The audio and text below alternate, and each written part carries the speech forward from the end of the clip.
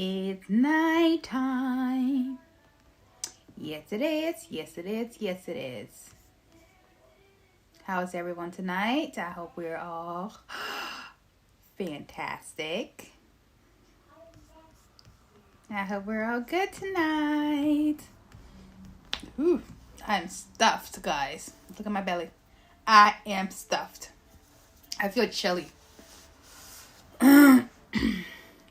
Very, very chilly. Hi, hun. Welcome. It is great to have you here with us. Yes, it is. How was your dinner? What did you make to eat today, or did you order out? Oh. I made what is it called? Home fries for dinner with the sweet bell peppers, garlic, shrimp, beef, chicken, onions, and carrots for dinner. That's what we had here. So yes, that's what we had for dinner. What did you have? No, what time is it there for you? Just made it home. I actually did a cooking video, so it's on. Normally you guys will cook with me. You guys will make dinner with me. So that's what we did.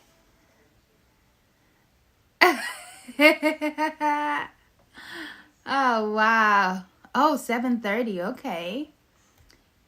So that means you're probably gonna start making dinner for yourself, or do you already have something prepared that you can just like whip up and start munching on? Is it AM or PM over here on your side? I'm like always so chilly, guys. I'm all really chilly. So yep, I'm very chilly always. So I need to make sure that I am well prepared. Well, maybe you can have some tea. That would be good. You can probably have some tea. Oh, you're in Vegas. I want to visit Vegas because it's not just to me, because some of my friends too, is the place of party. Yeah. What kind of nuts are you having? Yeah, it's definitely like, it is the place of party. And I've never really, technically I've entered a casino before, but I've never played anything. I've had like a dinner in a casino before, but I've never like played any of the stuff. And I would like to do that when I go to Vegas. Like, I want to do that.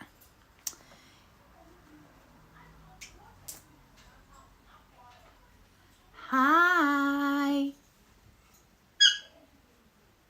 Welcome. It's morning on your side? What time? Oh my gosh. I need to figure out exactly like what time, like the difference and stuff for people. Cause I wasn't really up to speed of how like.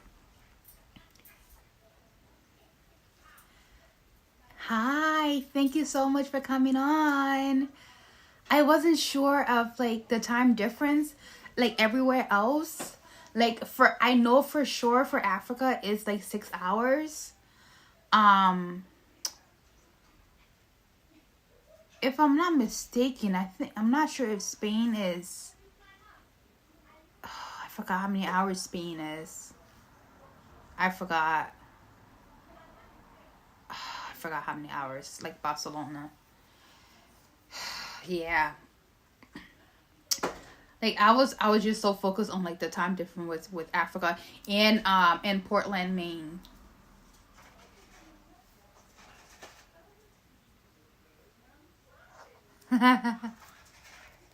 Okay. Yeah, so I definitely like probably like make myself a chart so I know exactly like what time people are talking about. Oh my gosh. 5:38 a.m. That is like when you're like just in the peak of your sleep and enjoying yourself. And that's the time you don't want to wake up for anything. And you're up at this time. Kudos to you. I can't be up unless I'm traveling somewhere. But I can't be up at that time. Unless there's like a revival. Because I remember when when there was like a revival, you would stay up. You'd be at the church all night long. And then by the time service was over, you make it home. Like technically, by the time service is over, and people are still there mingling amongst themselves. So half of the time, especially if you live like 45 minutes to an hour away from church, you probably won't be home till like around 5. And then by the time you get home, you're no longer tired. So it's like you literally just had like an all-nighter.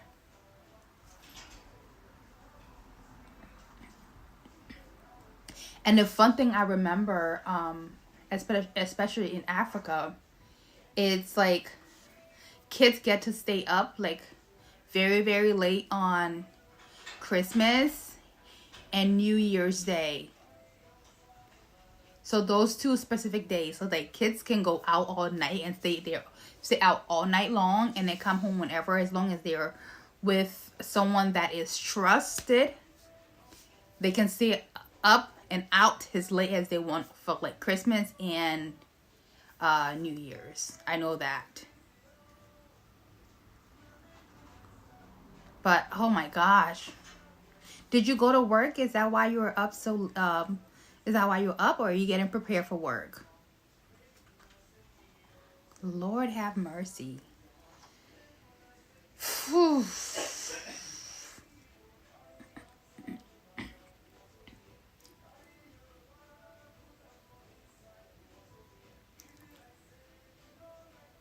To Princess, what kind of nuts are you having?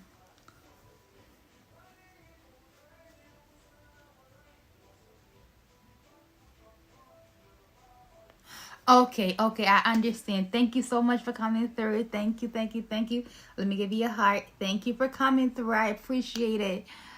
You made the effort. Oh my gosh. Good luck. And have a good day at work. Oh, wow. Bye. Oh. Me, I remember those days, especially getting ready for school. That's probably the time, because here now, that's like my sister's up around 5 and getting ready, because she takes an hour to get ready for school, and then she has to be at the bus stop at 6, like 6:20. She has to be at the bus stop. Oh my gosh, that is something.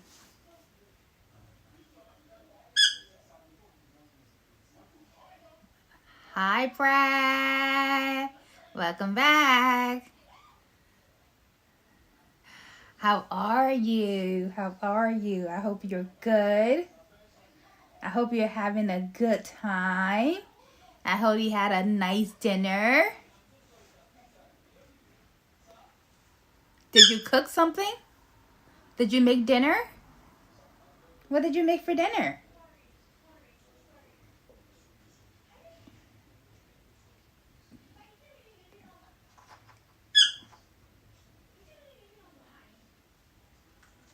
What did you guys make for dinner tonight? I hope it was something delicious.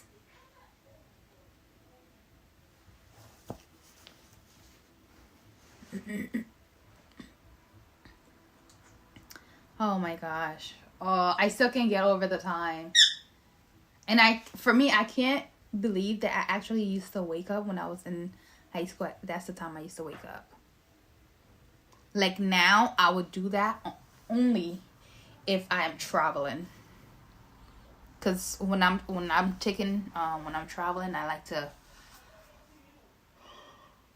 especially if we're doing like a road trip, like to make sure like I have stuff in the cooler, ready to go. So definitely that time is to wake up at that time is understandable for a road trip, but not for work.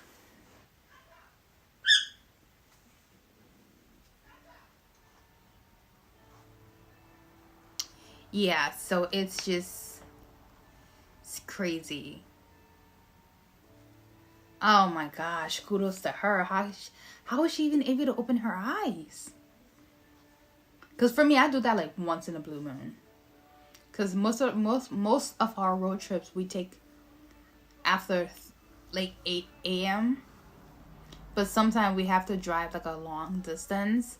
Then I have to be up super early and get everything ready before I get the kids up. But for those who, like my mom works overnight too. And my aunt works overnight and my cousin works overnight. And I just wonder, I don't know how people do that. Guys, don't pay attention to John. Don't pay attention to him. At least every night somebody has to come on here with something silly. So don't even. Yeah. So, oh my gosh. That is actually crazy. Because for me, I always had it in mind that if you work overnight, like when are you gonna get to sleep? Like you're not really getting a proper good night rest.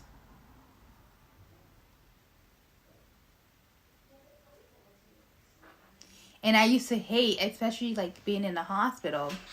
It's like you're in a hospital.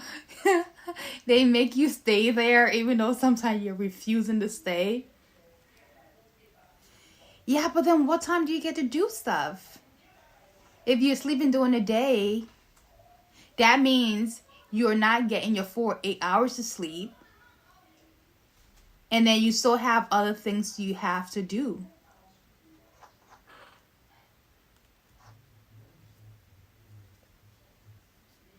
So like your body has to be exhausted at a certain point. Like you get to the point where you just feel like drained. Or is it like something that your body just gets used to? Because that's a lot. That is a lot. I think like over time it definitely like take a toll on a person's body. Because they're not getting the efficient amount of sleep they're supposed to.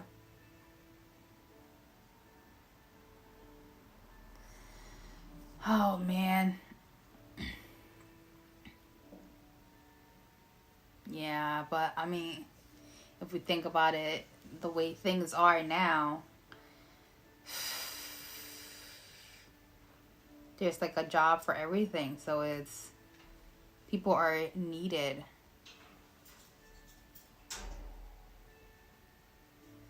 Oh, hi. Okay, so do you practice or are you born? Or are you just born like that? Or do you practice it?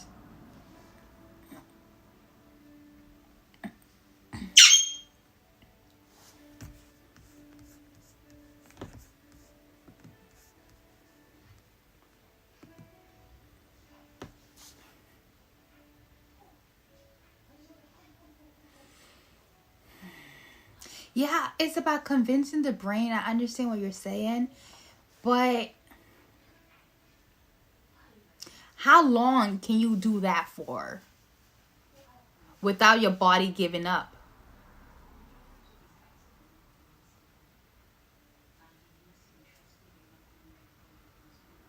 Okay, all right, Jones, I see.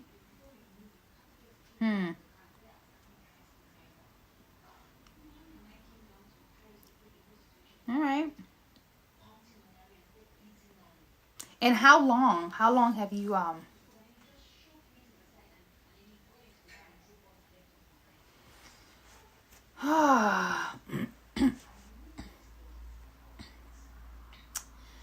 Oh my gosh.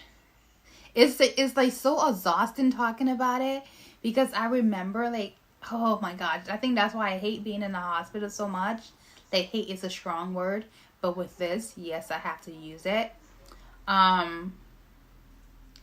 It's like you're in a hospital for something and you don't want to stay, but they're making you stay.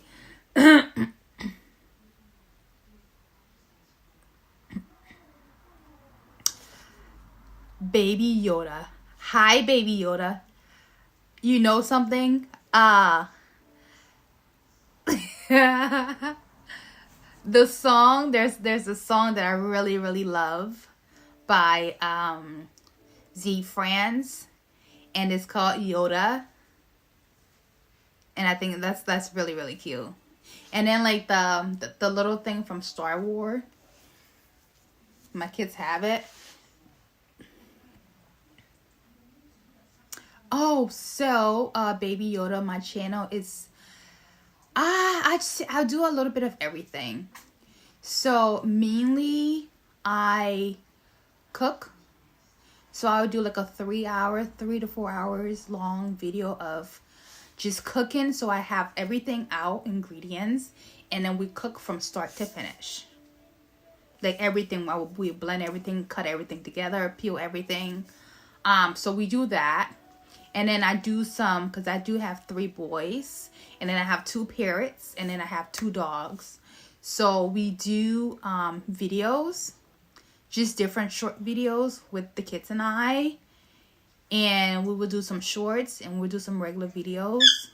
Yes, buddy, I'm on live. That's the bird talking. So we do that. And then recently, I realized that why not introduce you guys to certain things that I like to do. And what I've noticed is that you guys, some people like funny things, and it gets a lot of views for that. Like with and for me, I'm not really, let's say, I don't think I have a funny bone, because some things that you think I should laugh about, I really won't.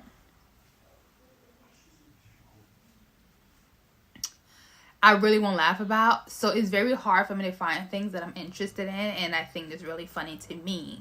So there are like some comedians that I listen to that tell jokes.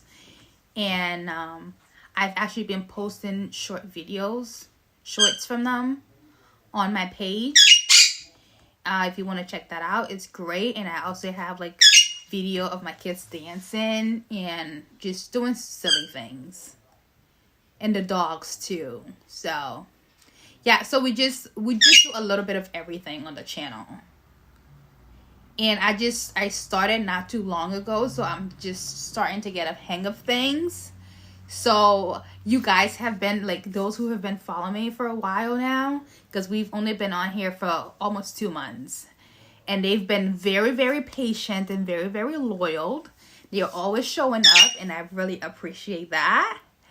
And we're slowly but surely climbing up. So I'm just glad for the love that everyone is coming on whenever I'm on. And they are staying here and we're having conversations. It's not a one-way street here. So if you have something to say, you say. And we're all here to listen. And we're definitely here to support each other. So yeah, that's what our channel is about. We are our family. Yes. Yes, yes, yes. I love those who I have on here right now. It is so, it's amazing. Guys, it really is amazing. So, wait. I wonder if the dogs are upstairs. I don't know what the dogs are. Care? Are the dogs upstairs? What? Are the dogs upstairs? How am I supposed to know? I haven't been upstairs. Buddy, shh. I'm trying to find out what James and Kayla are. I think they're upstairs. I think they got tired and they snuck their way upstairs. Baby Yoda, you are welcome. You are welcome. You are welcome. How old are you? Because it says baby on your name.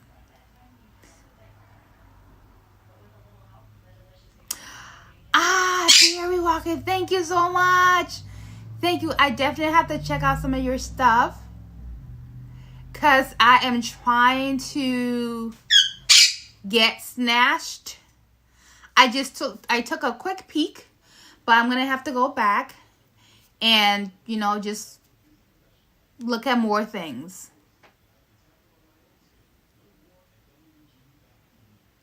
Yes, it is very nice to get your community strong. And I am so glad. I'm so glad. Like, everyone who has been here from beginning, from day one, and those who have been here, well, we haven't been on here this channel for too long now, but we have all like kind of like come together.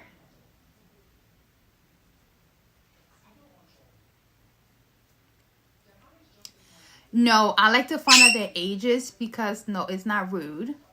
First of all, technically in Africa, it is rude to ask a lady for her age, but I think this day and age is not really. Anyways, because we have some younger viewers on here, and just so that what we say, what we watch, what we say. So just to be mindful and to not be disrespectful to someone. Because I was taught to always respect people. It doesn't matter the age, but also when you're in a chat and you have when you have youth in the chat, you have to be careful of what you say. That's why I asked. Plus your name said Baby Yoda. That's why. So I wasn't trying to be rude. I was just trying to understand, and so we can know how to proceed forward. Okay? If you say so. So now we can proceed. Mark, you're back. Hi. So like I was saying, all right, so in the hospital, you don't want to stay, but they're making you stay. And then you keep getting woken up. Like, that is so annoying. It's that you can never get a decent amount of sleep. And then they tell you, oh, try to get some sleep. And then they come back in like 20 to 25 minutes. How can you get enough sleep within 20 to 25 minutes? That makes no sense.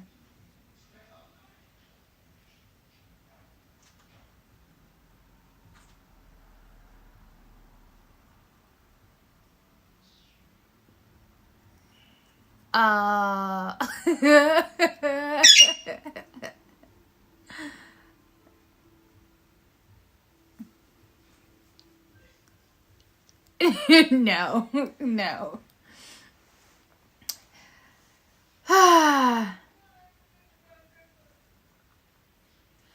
Oh, yes.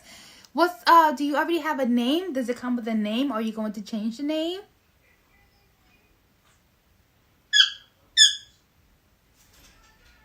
Thank you very much. So, how far do you have to drive? Is it like a long distance? Oh, I just love dogs. Hi, Mark. How are you? Hi, Mike. Hi, Mike. How are you? Mark is getting a Doberman tomorrow, guys. They are. I will say they are giant little softies. That's how I describe Dobermans. They're big, but they are like the sweetest. Oh, they're so loving. Like, I almost got a Doberman, Almost. I was like so close. But for some reason, they didn't want to give us the dog. They kept coming up with excuses. Ah, that's a good one. That is a good one. Oh, wow. Let me position myself. Okay. Ooh, got my blanket. Because I'm cold. There we go. Oh, my gosh. I can't wait. I want to see a picture. How old? Do you know how old the dog is you're getting? Ghost! Everyone, let's welcome Ghost back, please. Because he wasn't on last night and he got me so nervous. Ghost, are you okay? Are you okay, Ghost? I hope you're good. I am 32.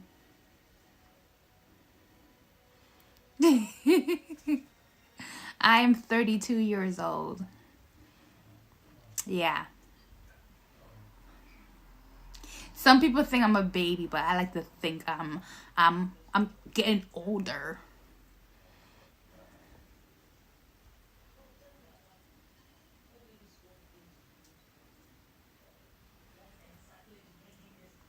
Oh no. That's sad. I'm so sorry.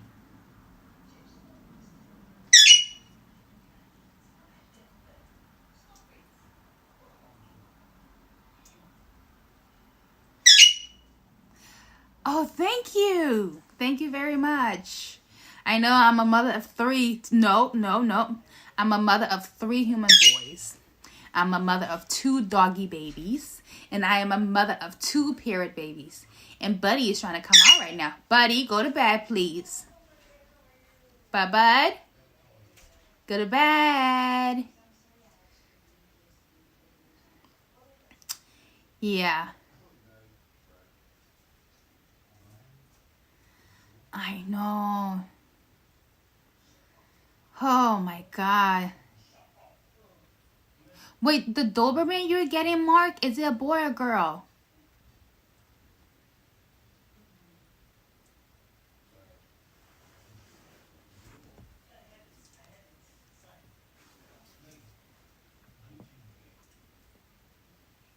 A boy. Oh, that's going to be fun. Oh, they're tired. They moved their way upstairs. If you come on, well, they were on live earlier today when I was making dinner. Because Mark wanted to see them, so they were here. They made an appearance. Yeah, they're like the sweetest.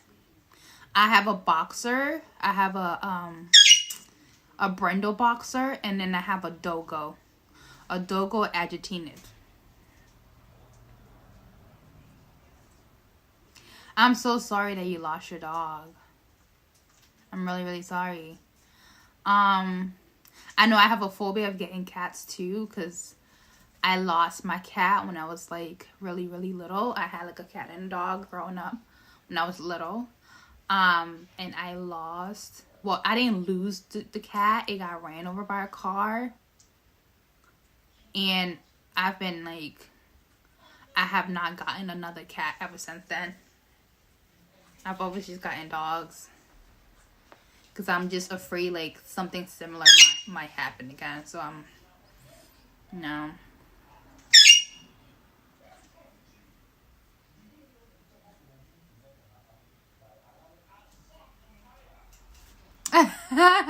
Boxers are active. But the dogo, she's very shy. She's upstairs sleeping. She's not wanna come downstairs. And I can't put the light on there right now because I still have the baby sleeping in there with us. So the baby's in there, and the dogs, they don't sleep downstairs. They like to sleep in the room.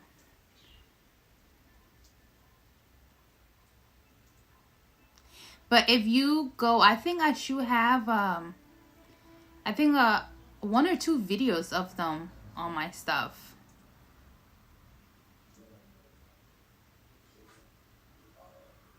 Do you know if the Doberman is trained, or do you have to train it?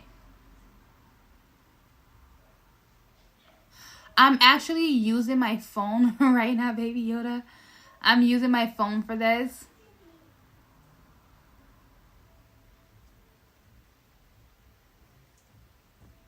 So whatever picture I have on is actually on the device that I'm using right now.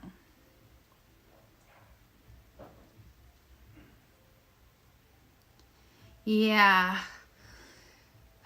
We have lots of cats around our neighborhood here. And everyone just pitch in and, you know, help take care. Except for this one cat. It's like right next door to me. Our neighbor cat. And, yeah. It's like it's like the fattest cat in the neighborhood, and everybody know when it's coming, and you have to be careful because it kills the little birds, and because of that, like, we don't really like it.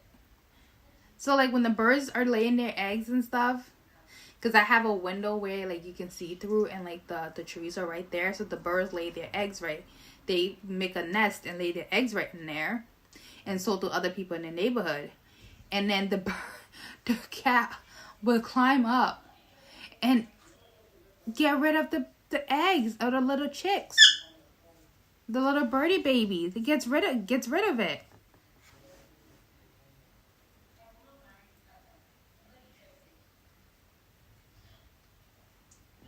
I don't understand what you're trying to say, Ghost. They hear the footsteps or what? Or are you talking about the dogs?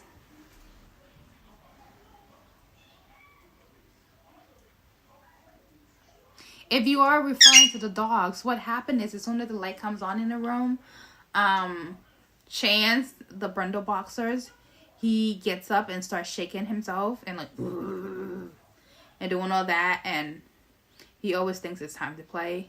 And then that will wake up Alaric, the baby. And I need him to sleep.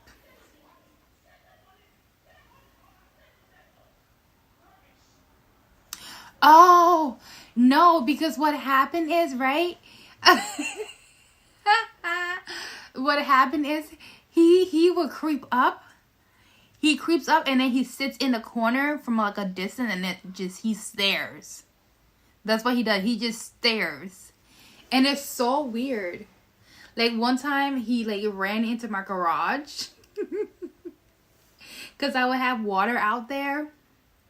Cause the squirrels and the other animals and the chipmunks and stuff like that, they're normally running around. And then so we leave food outside for the birds and stuff too, and then water. So he will come and drink the water and the whatever other snacks that are left for the other animals.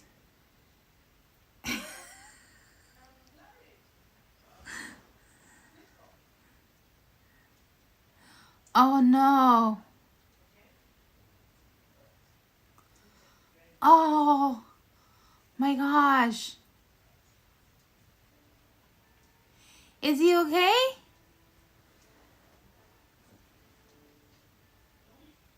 Oh, that has to be painful. That has to be really, really painful. Couldn't imagine. Hi, Jason.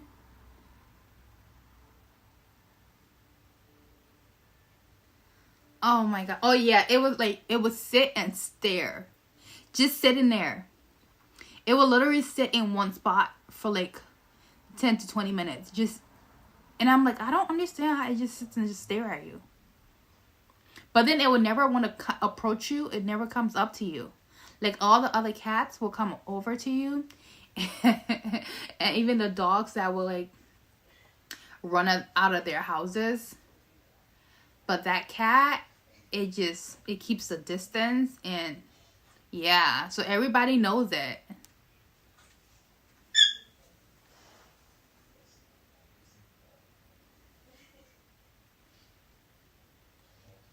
I know my boxer, the two boxers I've had over the years, they've all come with the tail cut. And I always wonder why they did that, but I never asked. Because I see there are other dogs that are very playful and they still have their tails, but I just see a lot of boxers, they have their tail cut off.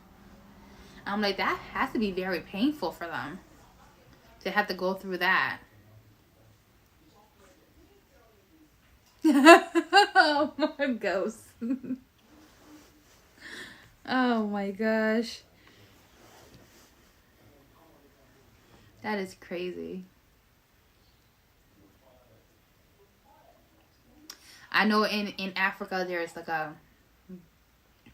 there's a superstition that I think it's like about black cats. The black cats are witches and stuff. And I'm just like, people are just say things just to make people afraid of things.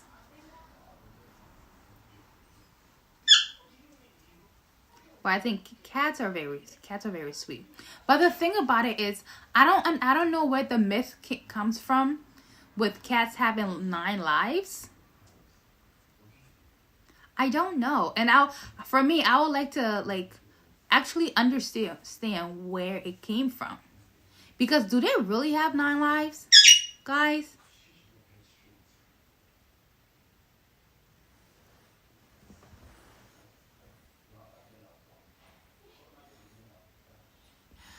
Okay.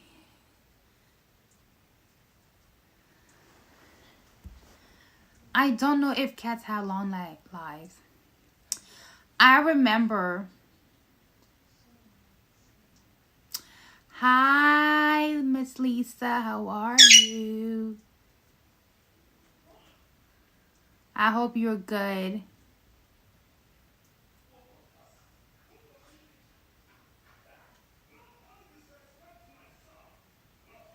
Oh my gosh. Yeah, I'm sorry. I'm so...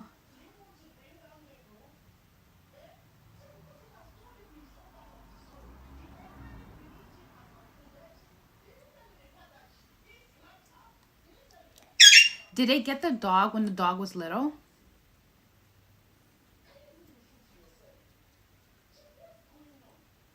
Because if they got the dog when the dog was little, they could have taken precautions, or they could have trained the dog properly so that it wouldn't be a danger to anyone. So absolutely, they did feel that dog. Plus, if you get any animals, it's your responsibility to make sure that they live a good life, but then to make sure that they're not a harm to others or to themselves or to you. Because what happened is, a lot of stories that I've come across is people will get dogs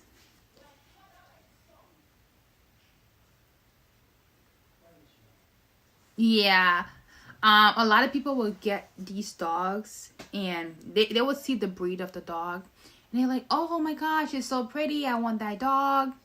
But then they don't do research on to see what temperaments the dog has, or to see how big the dog is going to grow,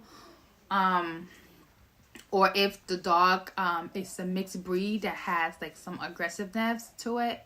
They don't do no research. They just go, and because they like the dog, they just go and get the dog. So, and then in the end, once the dog starts getting like so big and they can't handle the dog because they fail to take precautions, like they have their dog trainers. Like we have dog trainers because, who did we have to take the dog to a dog trainer? Because we had to drive like an hour to go to further dog training classes on every Saturday. And it was in Boston, and I don't like the city, but that's like a sacrifice I had to make to go all the way to Boston. And it was worth it. Absolutely worth it. So, I just don't understand why people are not taking steps in order to, you know, make sure that the dogs that they're getting, they're able to handle it and to make sure that they're safe themselves. And it's not fair to, guys, that's why we have aggressive dogs and stuff. It's not fair that they are in a home 1 minute and then the next minute the owners doesn't want them anymore.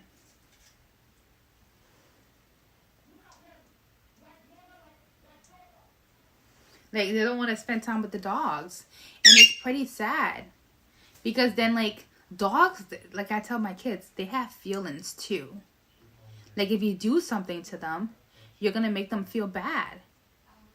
So, like, you have to treat them like they're family. You have to treat them like they're one of the kids.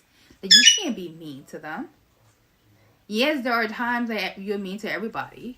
But at the same time, dogs are the most loyal things on this earth. So it's just crazy. So I'm just like, I don't understand. So, like, you see a lot of these dogs and they're in the shelters. And it's pretty sad because even the dogs, they lose all hope. And it's like so, like, it breaks, like, when we got our Doberman, not our Doberman, I'm saying the Doberman thing. When we got our Dogo, she was 100. No, it was like 101 of the same dog. We had to drive all the way to New Jersey to pick her up. And it was her sister, and there were other dogs.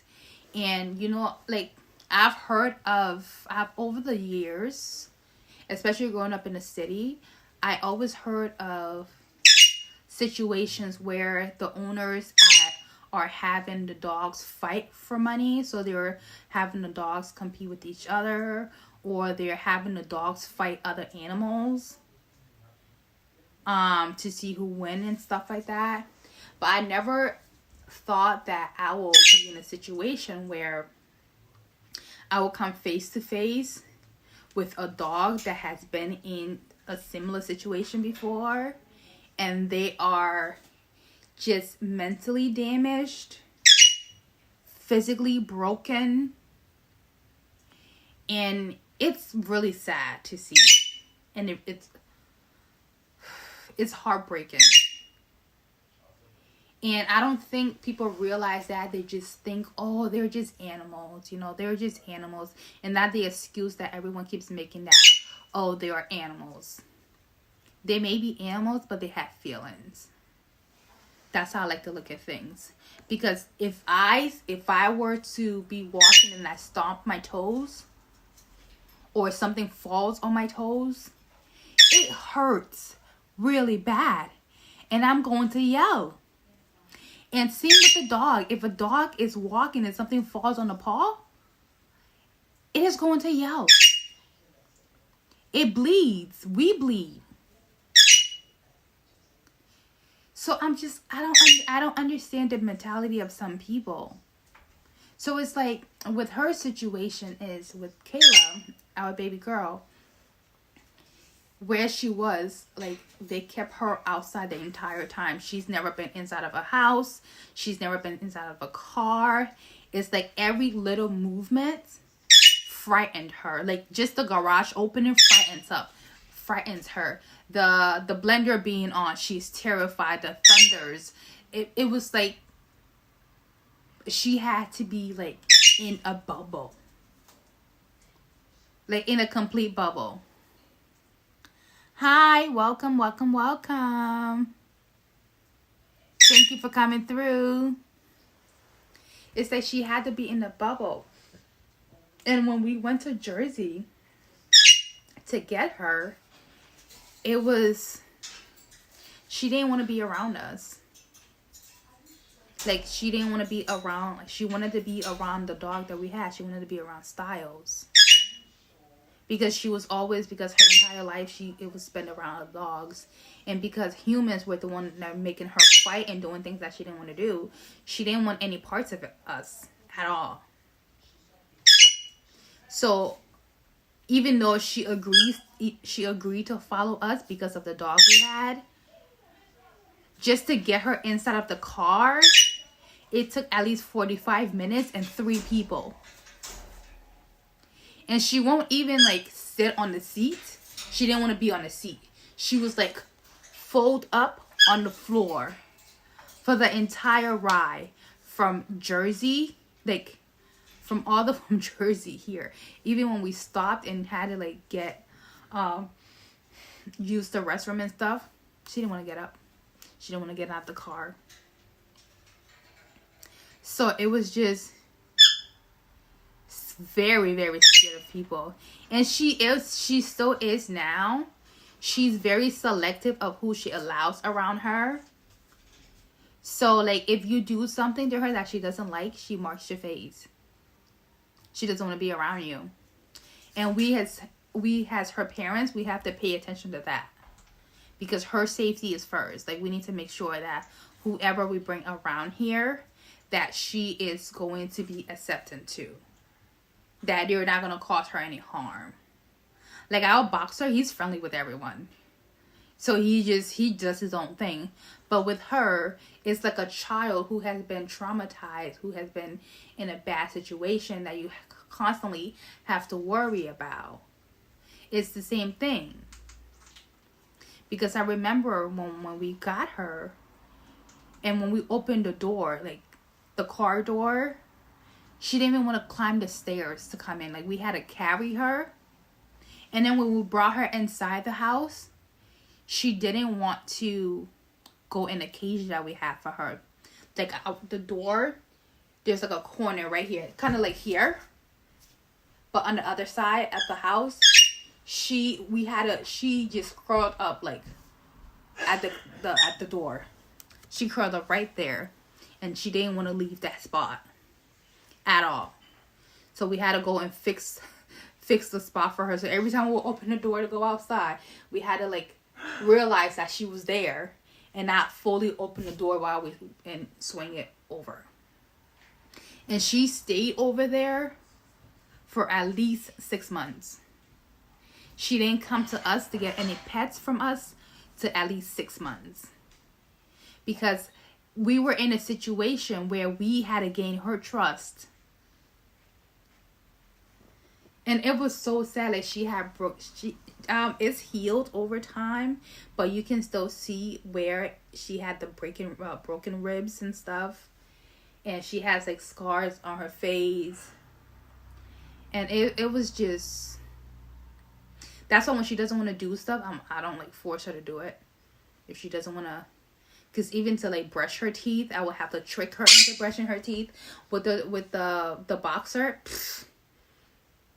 But with her, everything you have to be dedicated with her. So it's hard.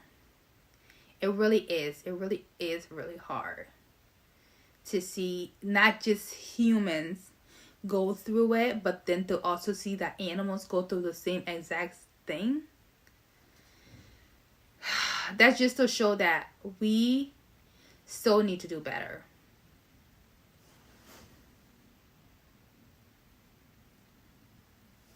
Oh, absolutely. I think for me, that's like one of the things that I appreciate about myself is that I have patience to deal with kids, dogs, animals, adults. I have the patience to do it because I have been working with kids since I was 12 years old. So I have built up the patience to deal with children. And it is amazing. I think that's the reason why I like working with kids with special needs. And it's really rewarding and it's good. And it's like, it's so much to learn. It is so much to learn. Like, you'll be surprised. That's what people, when they see others with disability, they're like, no. They are super, super smart. Super smart. Just like dogs. Dogs are smart, guys. Some of the things they do, it will amaze you. And I'm just grateful that Kayla is in our life. But then I'm at the stage where I look at Kayla, and Kayla's the dog. She's the doggo we have. I look at her and I realize that she's getting older. Because even when we go for walks, you would have to stop at least 3 or 4 times for her to catch her breath. Or if she doesn't want to walk anymore, then you have to sit there and you just have to, and then Chance is like, oh, I want to keep moving. I'm like, dude, just sit there and try to be patient with your sister. Because the boxer needs to keep going and keep going again. I'm just like, oh my God, please don't. But it's getting to the point where she's getting older, because she's 11 now.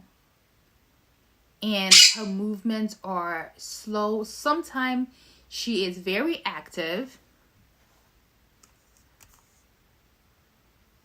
Malaysia. Hi. You're from Malaysia. Oh, Lord. I love your movies. I love your TV shows. I am addicted to your TV shows. Oh, my gosh. Yeah, so I am just frightened. Because I have other friends who had made the decisions to put their dogs down because the dogs were too old and wasn't able to move anymore. So they had to put the dog down. And then I've had other friends who just let the dog go naturally. And I'm like, I don't want her to suffer if she gets to that stage, but then I don't want to end her life, because she's getting to the point where she's tired, but she still has a lot of life and joy left in her that she's willing to share with the right people that come and show her love. Like, she loves my little brother. She loves when my little brother is around because he spoils her. So I'm just like, I don't know what I'm going to do, guys. So for me, I keep telling her, I'm like, just hold on there. Just hold on. I'm telling her, I'm like, give me at least 5 to 6 more years. Because I need to mentally prepare myself for anything. And she just looks at me and turns around. She looks at people, turns around and leaves. So I'm just hoping everything work out. And she's always been in good health. So we hope it stays that way. And nothing changes. But it would just be a sad day in our lives if anything were to happen to her. Good night. Can you help me cover the birds? I think Buddy's getting annoying because he's not coming out. He's going to hear you talking though, Julia. Yeah, but he's trying to come out to me. Yeah, so I'm just happy that she's good right now. But I'm dreading that something's gonna happen to her. Because she's just getting older. Stephanie's back. Hi, Stephanie. How are you, hon? Just get rid of this when you're done. Sure. How was your day? I was just blobbing about my precious little princess, Kayla.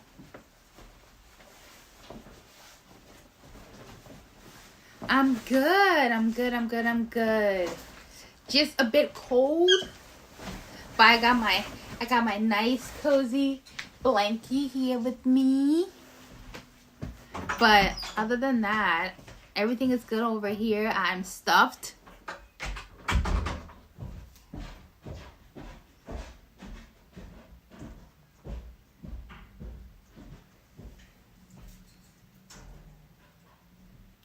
Oh, the little man. Oh, he's good.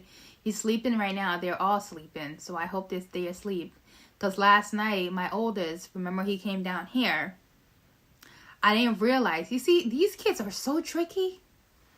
He came down here. And I thought he went to go get something else. And I didn't know he took his tablet and snuck it upstairs. And he was on his tablet, guys. And I didn't realize he was on his tablet.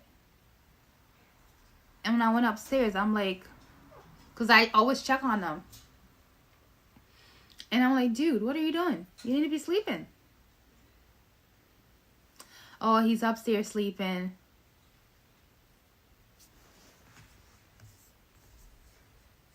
I know. Oh yeah, kids are very smart and sneaky. Lord have mercy. If he's doing that now, I'm not looking forward to him being a teenager, guys. I'm not. Because right now it's just, whew.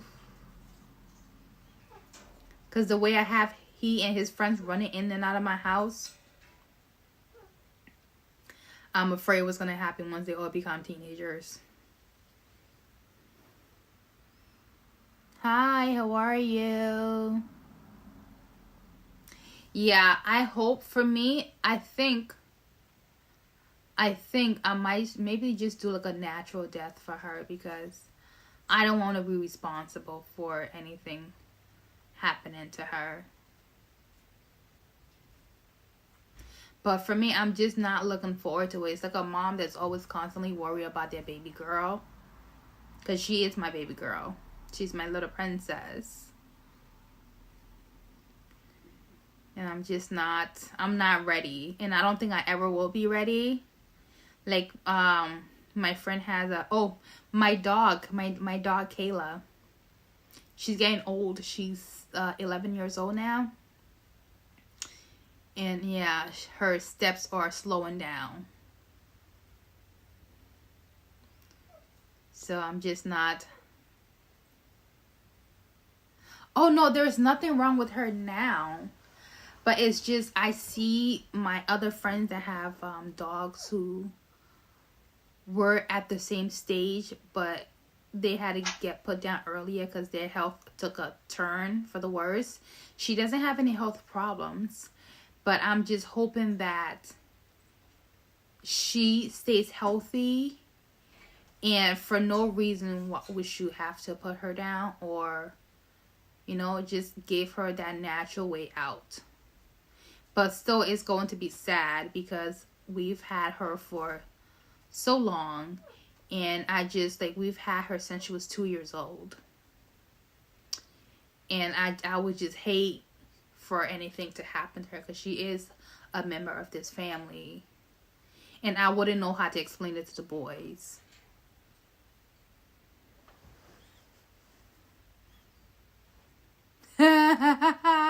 I know. I remember I used to do the same thing too. My mom would tell me to go to sleep because I would be like watching. I used to like the Wings Club because that was on the original one. They brought the original one. I think I was in New York when that came out. I was in 5th grade when it came out. And I would be watching it, and as soon as I hear my mom coming, I'll like cover my face and act like I'm sleeping. And that's why I cannot put TV in my kids' room. And because I don't want them to do the same thing. Be up all night and then be tired at school.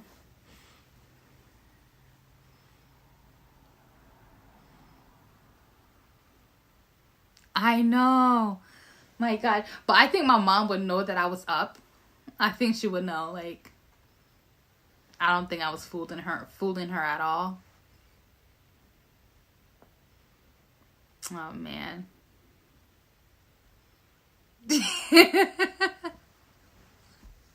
Yeah, for that, I can't have TV. I can't have TV in the kids' room because, trust me, they're going to be on it all day long. And they're not going to want to go outside. Because my son has a friend. Oh my God. You got busted. Oh, sheesh. I know my son, he has a friend. He has an older friend. He's like 13. Can you imagine that? A 7-year-old has a 13-year-old friend. He has an older friend who would just stay up in his room all day long. all day long, guys. And I was telling his mom the other time, I was like, that's not healthy. He needs to come outside. He needs to be playing. Like, he will go outside if my son is outside and mingle. And sometimes when his friends come to see him, so he will be outside. But not for long, because he's like so used to being in his room and just playing video games. And I'm like, that's not a healthy way to live. Like, you need to be out. You need to be exploring things. You need to be discovering yourself. And I'm just tired talking about it. So I was like, you know what? I'm going to stay out of it. I am going to mind my business. Because he's not my kid. I've told you. It's up to you to listen or not. He does. But then because he's obsessively playing it up to like 3 or 4 o'clock in the morning, he's not getting enough sleep. So sometimes he has like shut eyes. And he goes to school and he's sleeping. So, and then the teachers were like complain about it and stuff like that. Where am I from originally? Right now I live in Massachusetts. Yeah, he would literally have like like you would see like his eyes, when you look at his eyes, like all here would be like this like black circles and everything. And I'm like, that's not healthy. So I was telling them, I was like, you need to take the TV out of his room. The TV needs to. But then if they do, then he starts screaming and yelling and throwing things. I'm like, and you take it out. No, I'm not. I am from West Africa. I am Liberian and Ghanaian.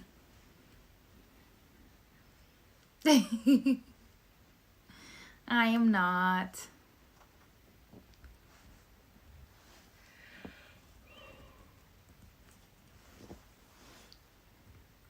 Yeah, so I'm like, because I look at it as kids will throw a tantrum regardless of what you do.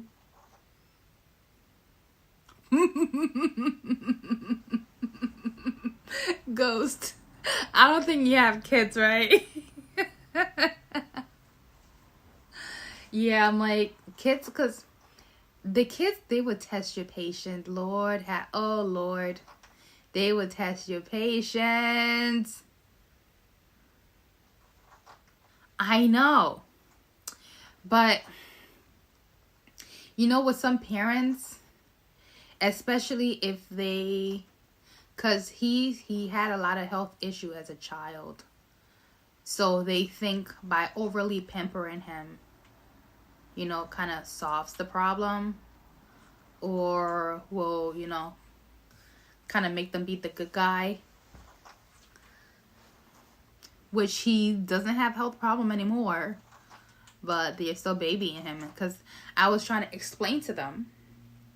Because when he was born, he was in a NICU and he had the trachs and stuff like that. So I was trying to explain to them. I was like, I have a very good friend that I went to school with. Like, really, really good friend. And she had a son who was born with a trach. And she was constantly in the hospital with him. Constantly. And it was so draining for her. Like, looking at her, I felt so bad. Like, but looking at her son now, like, by the time, like, when they removed the trach and stuff, he started, like, hanging out with other little kids and started mingling and playing around and being outside and getting involved into physical activities and stuff like that. He plays football. There is nothing wrong with him now. So as the kids grow older, you need to encourage them to be out there and exploring what else the world has out there for them. But if you don't do that and you're just babying them,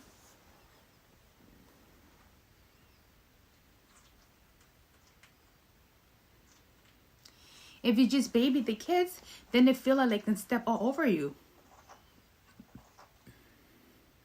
So that's what is happening, because even last year, there was like, I feel bad because of how he acts and represents himself. He gets bullied, which is like not his fault, but I keep telling him, I'm like, you need to stand up for yourself. Like, if your parents are not telling you to stand up for yourself, I'm telling you, you need to stand up for yourself. Because he and I, we would have chats and stuff. So I was telling him, I was like, you need to stand up for yourself. You can't let people be pushing you over. Because it only takes that one time. Once they see you that you can stand up for yourself, they're going to leave you alone. But if every time they do something to you, you start crying, then they have their target for life. Or till you get out of school, or till you change school. So I was trying to make them understand that. I think within the moment, they understood it. But to implement it, it didn't happen.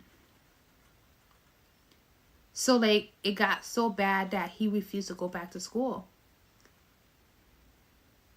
Like, so terrible. And I'm like, and even I would have to go over there and try to, like, talk him into going to school and stuff like that. And I'm just like, I got my own kids to take care of. Nobody, other people are not going to drain me. Yep, it's mother and father in the house, both. But the thing about it is, they're both, the mother had other kids before she met him. And then the father has other kids. So he has older siblings who are in their 30s and 40s. Because both of his parents are in their 60s. But on both sides, the mother didn't really raise her kids. Her ex-husband had the kids. And then the father's side, he didn't raise the kids. His ex-wife and the other baby mothers had the kids. So it's like, both of them coming together, they didn't really know how to, take care of, or what to do if they have a kid. So it's just, the father's solution is, if he can't deal with stuff, he stays out of the house all day long. And then let the mother deal with it. And the mother way of dealing with the things is by having him get whatever he wants to get. Or having him be on the video game and doesn't have to deal with him or talk to him. And which isn't the way to go, because then he stays isolated and he doesn't know how to express himself. Oh yeah, I had to give him a strong one. I was like, don't you ever say that about my son again, or talk about my son again, or think it's okay for you to shove a 7-year-old and you want him because he doesn't want to play with you. You think it's okay to kick him? Oh, absolutely. Oh, I was furious. I was like, I know we've been knowing each other for a very long time, but you better get your son. I know he's your delicate little flower, but I'm not raising my son to be a delicate little flower. He is a boy and he's going to stand up for himself. It was right that he came to tell me. But you better make sure that doesn't repeat itself. Oh, Mark, you're back. I know. And for me, I try to be understanding. I really try to be understanding, because I don't like to see a kid being bullied, because then he doesn't know what to do. And a kid who cannot express themselves is a major problem. Because that way you can't communicate with your own peers your age, because he's 13 years old. You can't communicate with the peers your age. You definitely won't be able to communicate with the kids younger than you. And my son is 7 years old. And I've always taught him, if something happened to you, you need to voice your opinion. I've told him, if for example, you go to school and something happened, you need to tell the teacher. If somebody's picking on you, you need to tell them stop. You need to tell the teacher. They have 3 trials. 3. And if they don't stop, they keep poking the bear needs to poke back. It is 11:33 over here. Because for me, I'm not going to have my kid being bullied. Because half of the time, some of these kids are, like I tell my son all the time, how I raise you and how we raise you in our household is not how other people are raising the kids out there. other people are not raised, because we don't all share the same morals and values and mentality.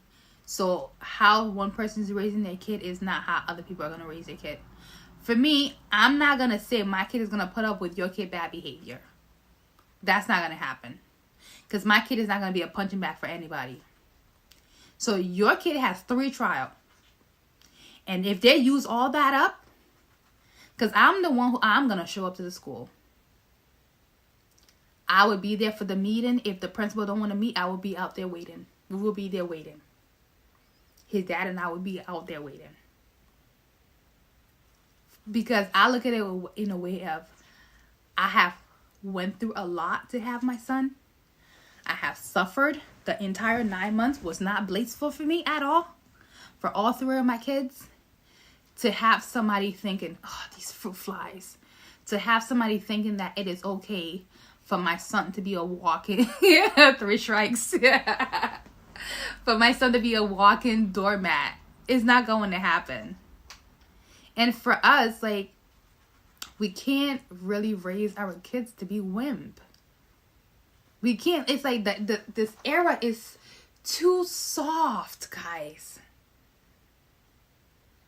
Because I remember if I fall down and strip my knees and stuff, I had to get back up. I had to get up. Because I'm not going to... If I'm going to be sitting there crying over myself while everybody else is running around and playing. And I'll be lonely by myself on that stairs or on the ground crying. Or I'm going to hear, oh, are you okay? Are you sorry? Okay, then we're going to go play.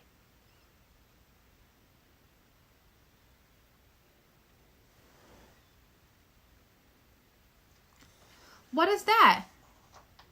I don't know what that is, Mark. Can you elaborate? Yeah, for me, I like to have...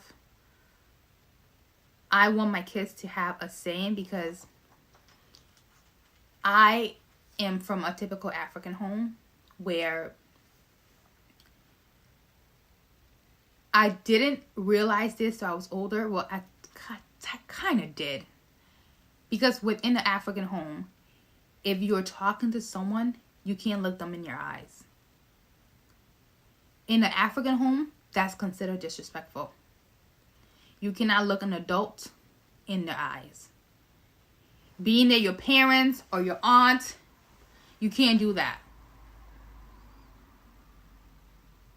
So for me, I was very defenseless. I never had a self-esteem problem, but I just didn't have, when it came to adults and expressing myself, I didn't have that. It didn't matter if the adult was right or wrong. I couldn't voice my opinion. Because it would be talking back. So it's like you had to do what they say, even if you didn't agree with it. And I always said to myself, once I have kids, I don't want that to happen. I don't want to raise my kids where it's kind of like a yes ma'am and a no ma'am situation. I didn't want that. They're also human beings. Because how I raise them is how they're going to perceive the world, and how they're going to be able to navigate through life and interact with other people. So I had to learn late that it is absolutely okay when you're talking to people to look them in your eyes. That you can have a dialogue with someone, with an adult. And it was like a whole new world to me, guys. Like, so refreshing. I thought, I was like, oh my gosh. And they're like, oh, it's completely okay. And I'm like, oh, okay. But it took me a while. It took me at least, when I left home, it took me at least 2 years for me to be able to snap out of that. That we can have conversation without the adult telling me I'm constantly wrong. That it's either their way or the highway. So I had to realize that my opinion was valid, especially interacting with other. Okay, Steph. Especially interacting with other adults. So for me, I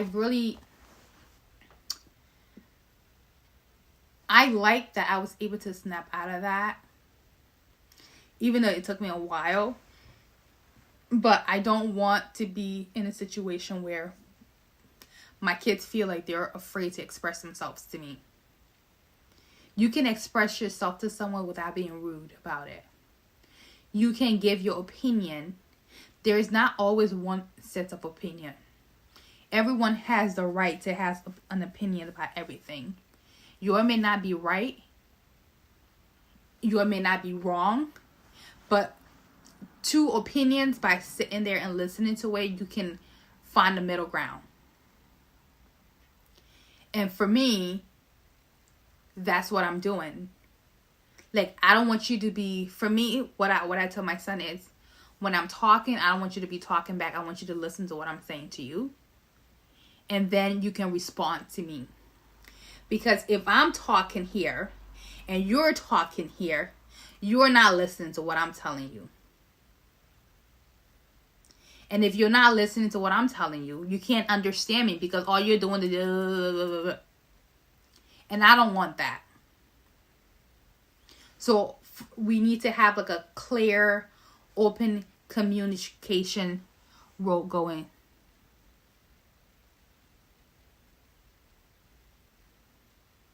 Well, not technically. I didn't learn this lesson, guys. I did not learn this till I was 20. That it's okay for me to speak up for myself. Especially with people my age, I would do it. But with somebody who was like 4 or 5 years older than me, I couldn't. Because of how I was raised. And so I learned that at in my 20s, it was okay to have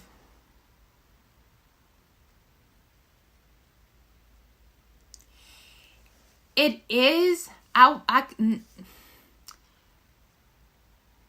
won't say not every opinion needs to be expressed. I would say it's how you express that opinion that you have.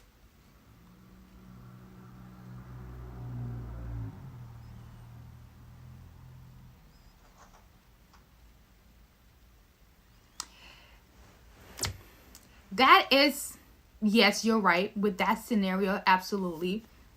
But in a scenario where it involves me and my well-being and how I perceive. All right, so an example, right?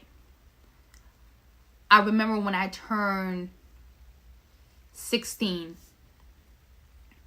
I showed interest in learning how to drive. I wanted to learn how to drive. And I also wanted to get a job so I can learn, money management and how to save and everything else. And so that way I know how I could spend here but save money there and be able to navigate things. Because I'm growing up and there are certain steps that I need to take. And I was told no. And when I couldn't even ask, actually, no, I was told no. And then when I was asked, why do I want to work? I said, because it's important for me to learn some responsibility. And I was told the only responsibility I needed to have was being in school and staying at home. So with that, it was like I couldn't do anything. I couldn't do anything, guys. Because I wasn't even allowed to get no phone calls at home. None of that. So it was kind of like a little cage. So it was just... So I was prevented from doing things. And I couldn't express myself. Not at all. Like, I had no opinion.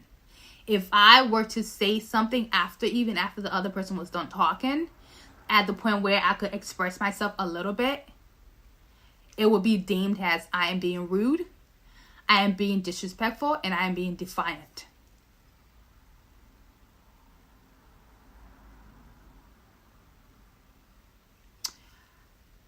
It's a typical African household. Let's just put it that way. It is a typical African household. Yeah, typical African household. That's how I would put it, because a lot of other Africans I knew will go to the similar things. Yes, they were sneaky about maneuvering their way around things, but I just wasn't like that. Because for me, I would hate for somebody to yell at me. That makes me feel bad. That makes me feel sad. And I start to cry. So I was kind of like an obedient little sheep. You say stay and I'll stay. So that's how I was for like a very, very long time till like I got in my 20s. Because I left. Yeah, I left. Like something happened and I left. And I didn't go back. And I was slowly but surely able to find myself.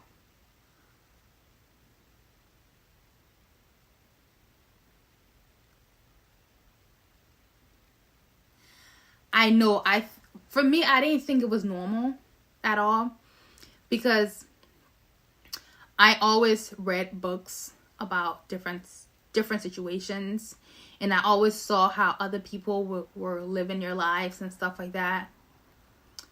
And I knew it wasn't right, and that's not how I think that's why I was so desperate to start my own family. That's why I was so desperate to have my own kids, because I always wanted to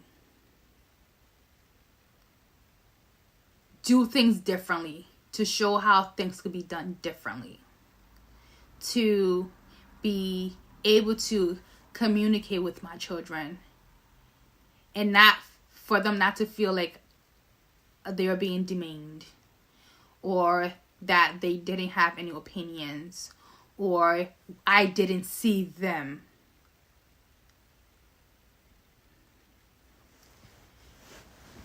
Oh, Lord. We were supposed to have another conversation tonight, but this just turned into something else.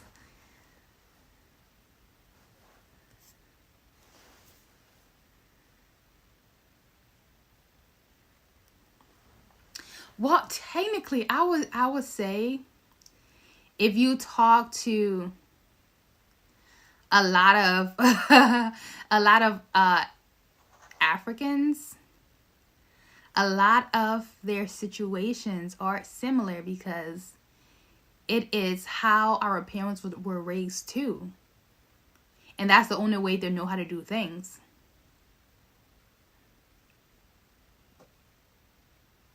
So with certain situation, I can't say I completely blamed my mom. But then also, it's like she's been in this country for a long time, and she should have an opinion for herself. And normally in the African community, it's like if one person hears something about your child, that one person that heard that thing, that news is going to spread all around with everybody else in that African community. So it's like, if you get in trouble, it's not just your parents alone that is having a discussion with you. They call it the meeting. They call a family meeting on you. So it's hard for some people. For me, I just kept my head down. Oh, trust me, I got in trouble. There were many occasions, because the number one rule was no one could call the house. I wasn't allowed any phone calls, guys. And that rule, I couldn't keep. Because I have friends that I had to communicate with. Oh, and I got in so much trouble for having MySpace, guys. I remember I snuck one time. I was supposed to stay for an after-school program, and then I went to my friend Jamarelli's house. And then she and her brother created a MySpace page for me. So that, because I didn't have a phone, so that way I can be in communication with my other friends in case something happened and I need to be kept, up to speed and everything. Lord have mercy.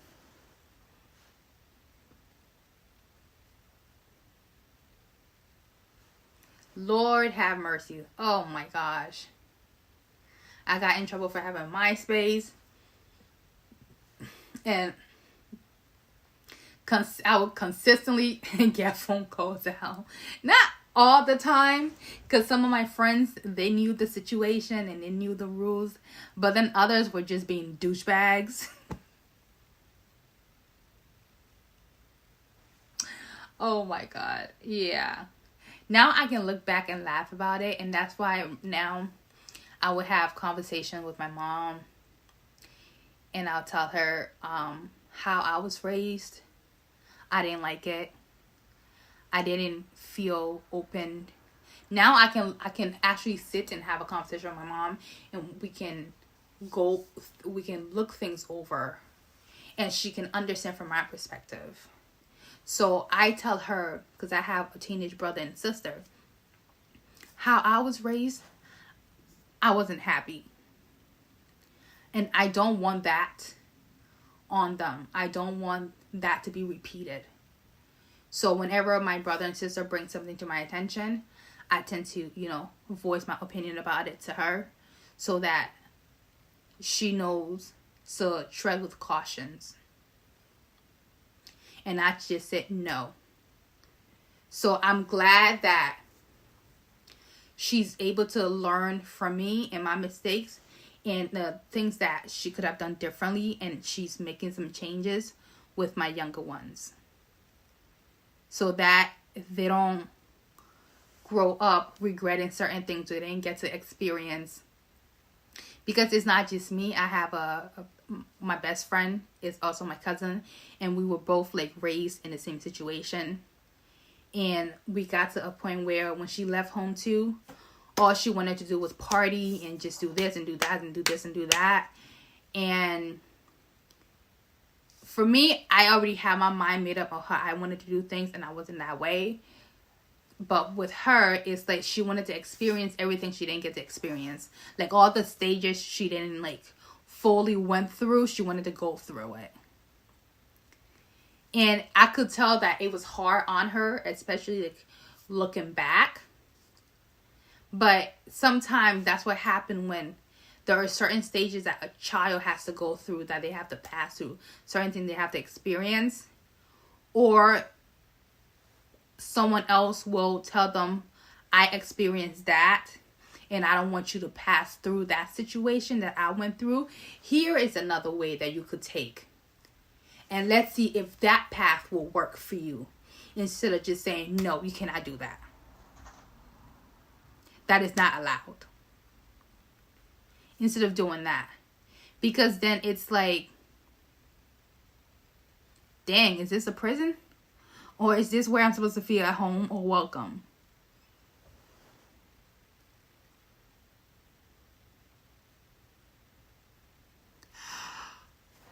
Ghosts, we have to continue that discussion. Thank you for being on here. But I hope you stay strong. I hope you stay strong. And you can do it, dude. We got you. You can do this. Okay? Have a good night. Oh, man. Ghost is a good one. So, yeah. So, for me, I don't know. I have, some really, really good childhood memories. I would say, in my teenage years, I didn't really enjoy being a teenager. But I wouldn't want to, go back. Ghost! Oh, it's not just me. It's all the other guys are going to be disappointed too. So I'm not even going to ask, okay? Oh, Lord have mercy. I'm going to pray for you tonight. Oh, Jesus Christ. Oh, my God. Ghost, you're killing me. Oh, let me get comfy. You're killing me tonight, Ghost. Ah, well, good night. Wish you all the best. Ah. Oh, Lord. The drama's all over. There's drama all over. Okay, Ghost. Bye. Good night. Oh, man. But for me, I wouldn't really want to go back to, you know, trying to experience things from that teenage years, because I think it's, you know, I've passed that stage. Bye, Ghost. I'm like way past that stage, so like it really won't matter.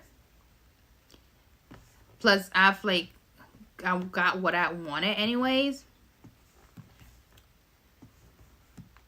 So now my job is just to make sure that my children that I have are not lacking anything mentally, physically, or spiritually.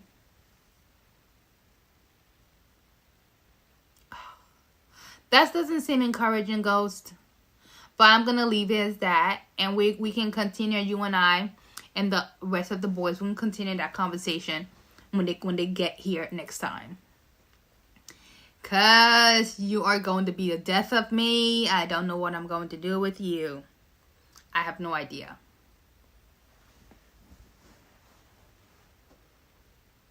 Oh my gosh. Yeah, but I mean, there are people who's been through like worse situations, like in your homes and stuff like that. And it's just, sometimes parents can't help it, guys, because they've been through situations like that, or sometimes even worse situations. So it's like they tried their best they can, and they don't know how else to proceed about things. So they just go, you know, they just do the best that they can, thinking they're doing a fantastic job, which they are trying their hardest, but maybe just things have to be tweaked here and there.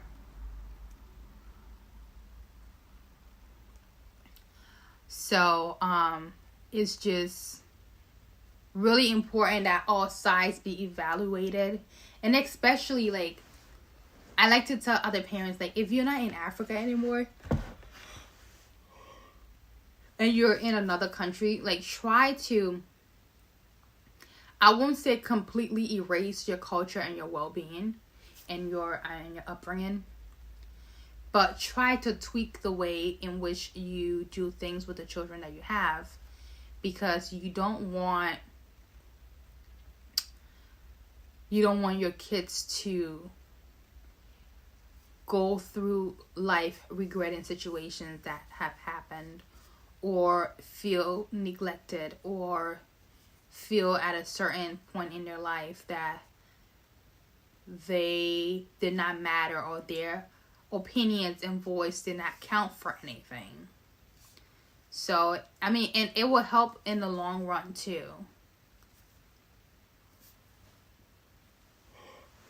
So, I don't know.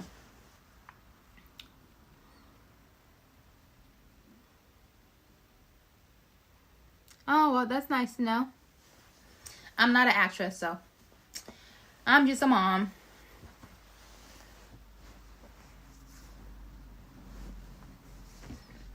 Poof, poof, poof.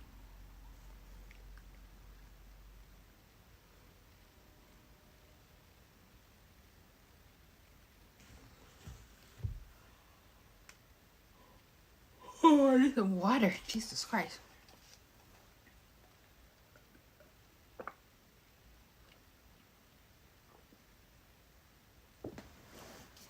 Oh.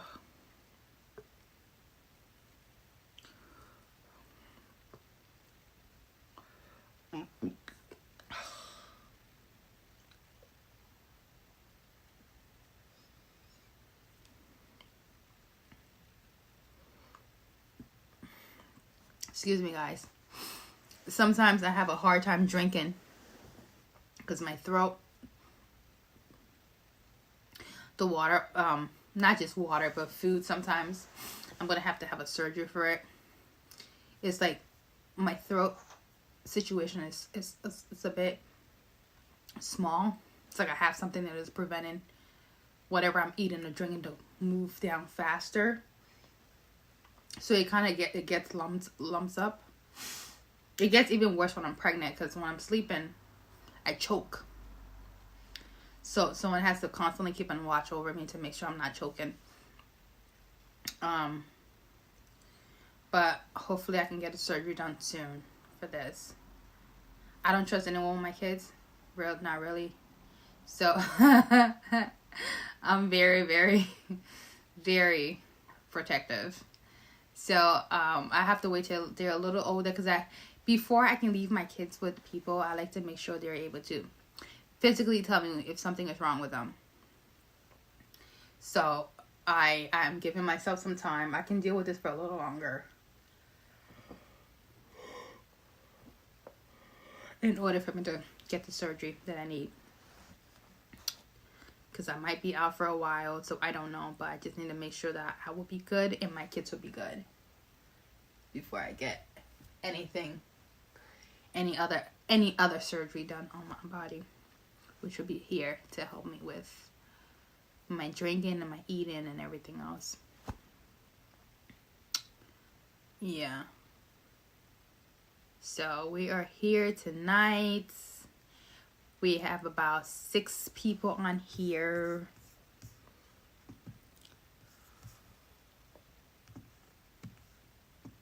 Oh, Jesus Christ. I am tired. Why am I so tired tonight? And I took a nap earlier today too, so that's why I don't even understand why I'm so tired. So silly. So silly.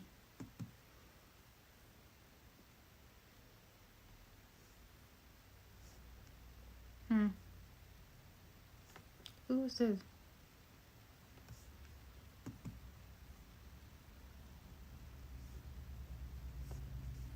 I don't know who this is.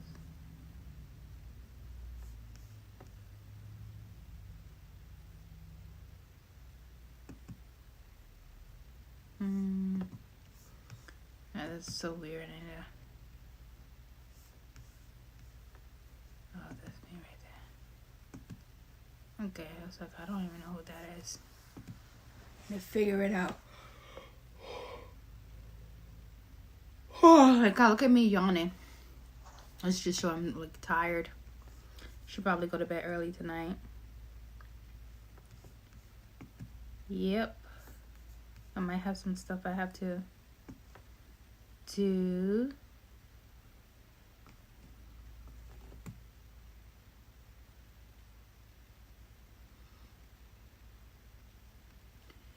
Oh my gosh.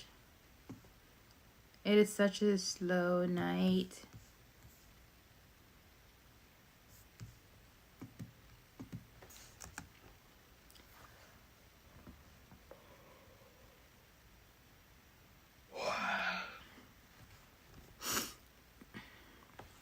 I was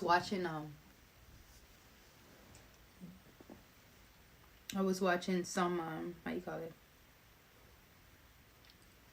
You know how sometimes you're walking and they have like the street interviewers and they're like asking people, not just people, specifically girls. They're asking girls specifically questions pertaining to the opposite gender, which is men. Okay, turn back this way because I didn't relax myself. Like the pertaining to that has to do with men and dating and incomes and stuff like that. And I was so shocked. I'm like, I don't think it's real. I think it's maybe it's like staged, right? I'm not too sure. But it was a girl was saying in order for her to like be with a guy, he needs to make like $250,000 in a year. And when she said it, I thought she was joking. Because, I mean, we girls, we can be, we can be silly. Just throw a number out there into the universe. And hopefully it gets caught or something. But apparently she wasn't joking. So I'm thinking to myself, like, what kind of job is this person doing, first of all? Like, I don't think, for me, it's not realistic for you to think in order for you to date a guy, and especially being 24 years old, and you want to date a guy who is like 28 or 30 years old, and you want him to make like $500,000 a year. In what universe? That for me, it's illogical at all. Because I don't think people nowadays are living within reality. It's just like someone was asking me the other day. She was like, I see you posting pictures online and stuff like that, but you're not using any of the filters that you're posting your pictures. So I asked her, guys, I don't even know what the filters are. So I was like, why should I use filters? Like, it doesn't make any sense. Because it's kind of like if you're using filters, you're like hiding yourself. So why would I use filter? And then she was like, oh, it's just to like brighten and like tweak things here and there. Okay, but like if I'm tweaking things here and there, for instance, if you meet somebody who you want to date, and guys don't wear makeup, so he's gonna come as his authentic self, but you're not. Yes, you have makeup on, fine, but then you're also taking it to a whole nother level by tweaking things here and there with the filters on your pictures. So then you become what is it called? The butt of the joke. Is that how you put it? So it's like you're not true to yourself. So technically you're like deceiving the guy. Because you're putting makeup on, makeup is fine because girls wear makeup. And then you're also going and you're like, making this longer, adding things that you're not supposed to add to your picture. Well, not like you're not supposed to add it, but you're taking away things that are naturally on your pictures. And then a guy who may be interested in what he sees due to what you have edited and tweaked or add on, a guy sees that and physically he may be attracted to what you just compacted on your picture, and he is intrigued and he wants to get to know you more. But then he is coming as he is, but you're not. So, and then he sees you in person and he's vexed. Does he not have a right to be vexed though? Because he is looking to see exactly what he saw in that picture, but it's not you. So I don't really get upset because I remember I was watching, it was an episode of Pop the Balloon. A guy said he doesn't want to date girls who wear makeup. And a lot of the girls were offended about it. And then he gave his reason why, because he was catfished. I wonder who actually came up with that terminology. Catfished. Like, that is so mean. Like, how? Like, it's funny, but it's like, it's really, it does happen. And you're like, oh my gosh. Like, how could it have happened to me? Like, I should have known better. But in situations, you just don't. So it's like, and then it's like, it just doesn't make any sense, though. That's why I look at it, I'm like,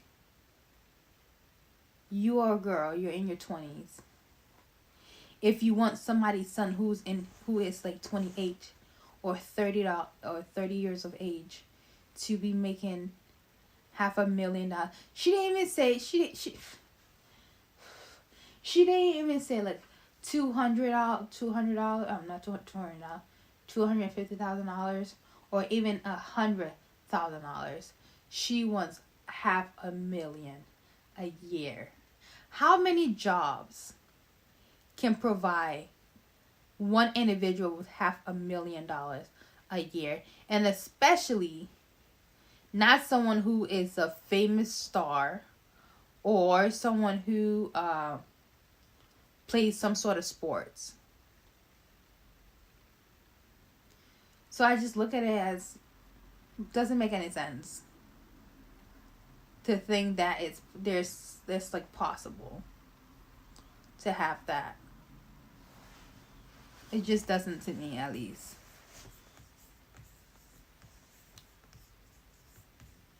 Oh, that's why it's over here. So yeah, but I just want to talk about that because I thought it was just so fascinating.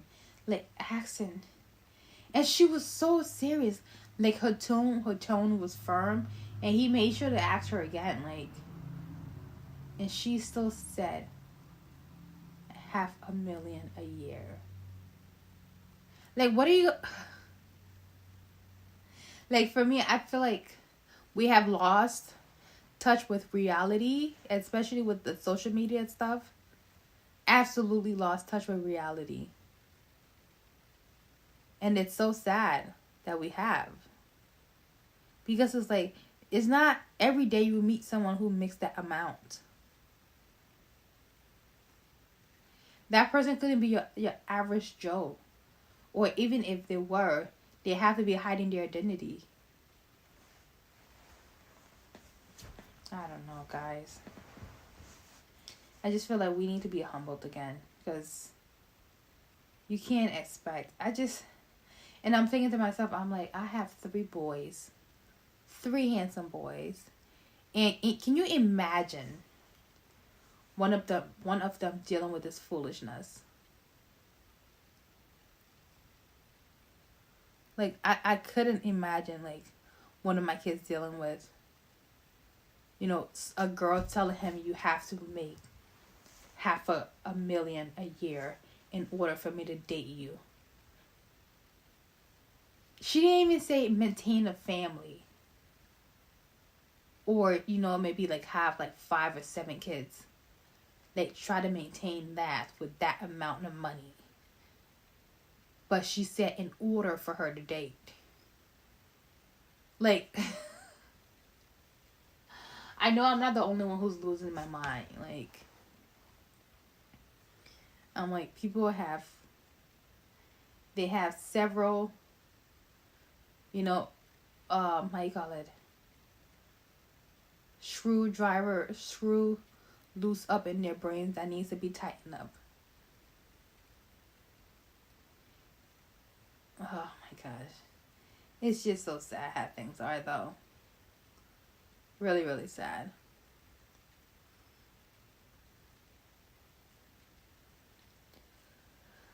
Oh my god. Alright, so I'm getting tired. Might have to go to bed a little early tonight. Might have to go to bed a little early tonight.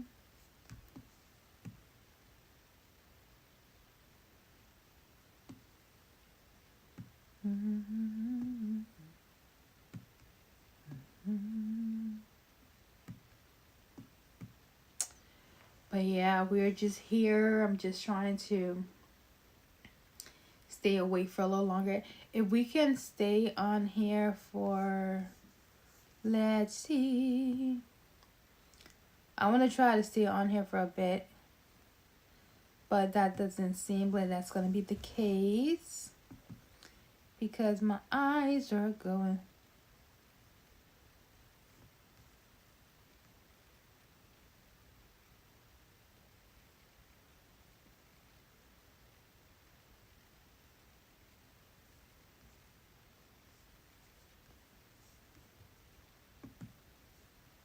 Oh, Liz was in here.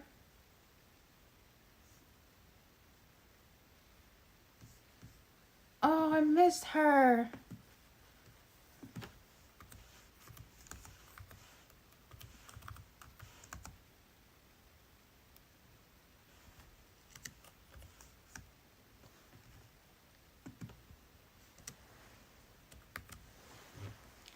I don't know how to do that. I need to figure out, guys. If you guys have any idea on how to do the whole like blue jacket thing, because some people apparently I can't read their messages on here.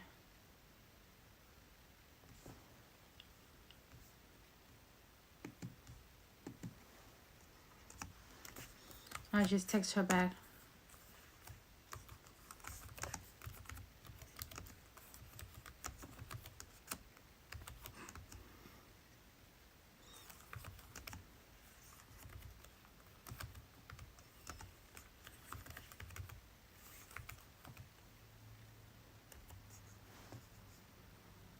Peach, my stuff is all over the place.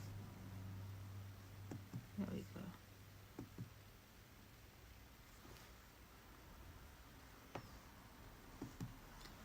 Alright, let's see. Hi. So I was talking about, I wanted to know people's opinion. Because nobody responded back when I was talking about the situation. Will you date a girl that tells you you need to make $500,000 a year in order for you to date her? Because for me, I'm a girl. And when she mentioned it, this was an interview one of the YouTubers were doing. And I hope it was staged. I really hope so. But nowadays, you can't really be certain that it was staged because some of these girls, they, you know, they have a couple of screws loosed up there.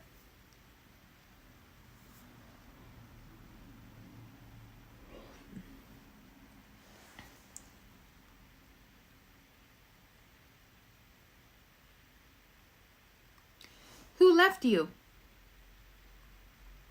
Welcome to the chat. Should we call you VFV or 747? Which do you prefer? But who left you?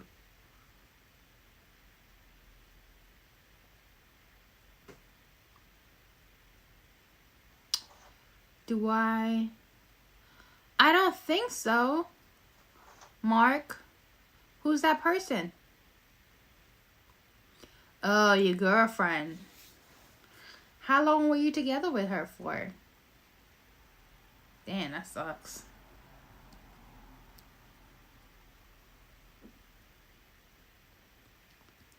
Oh, man.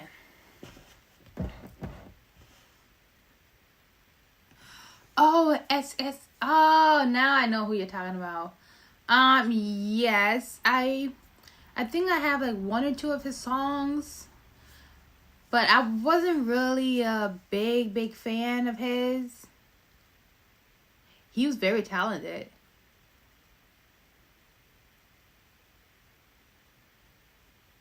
Disappeared. Did you try contacting her family members and her friends? Did she leave a note that did she break up with you, or did she just up and leave?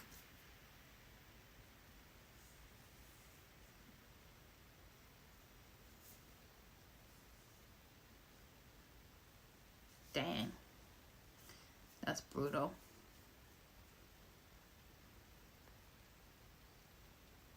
Couldn't imagine that.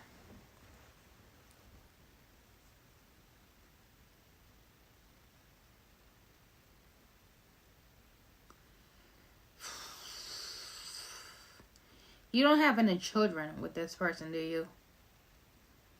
Because, Lord, how long has it been since you guys broke up?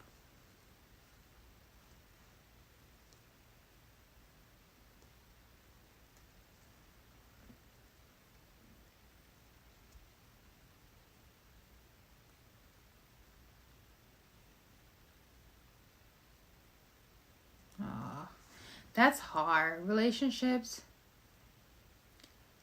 It's harder.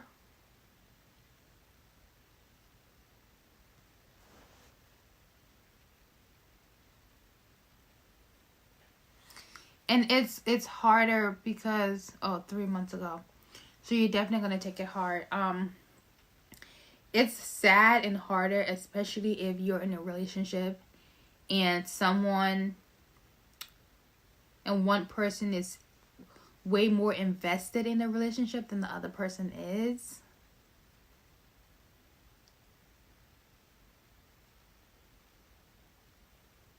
But I mean, there could have been signs that, she didn't want to be with you.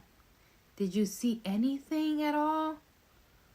Or you were just so much in love that it was like,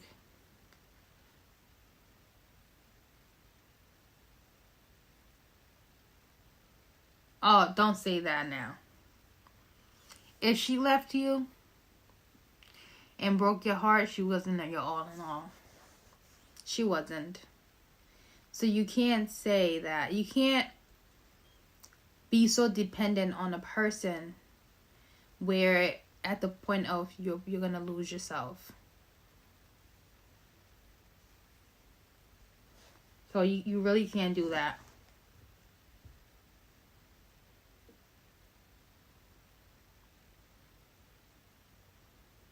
So you have to be positive. Like, yes, she left you, but she left and another door is going to open for you. You just need to open yourself to it. First, before you can jump into anything, first you need to be able to heal.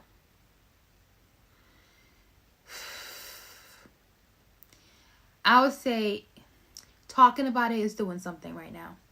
That's something you're doing. You're talking about it. And I would say, if you don't already go for walks, try going for walks.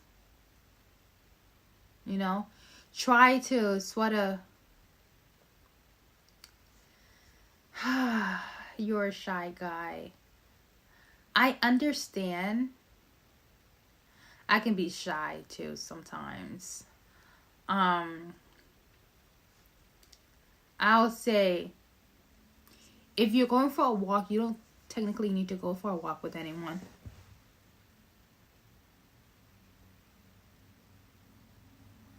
I do not, Adam. I do not. Going for a walk won't take anything out of you. Because you need the fresh air, you need the clarity. So I'll say just start by going for walks. Trust me, there are tons of people who go for a walk, and you might just bump into someone.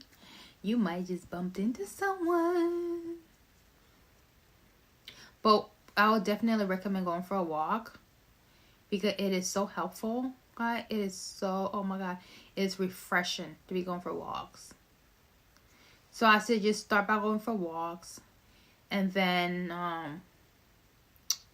do you write? Do you have like a diary? Because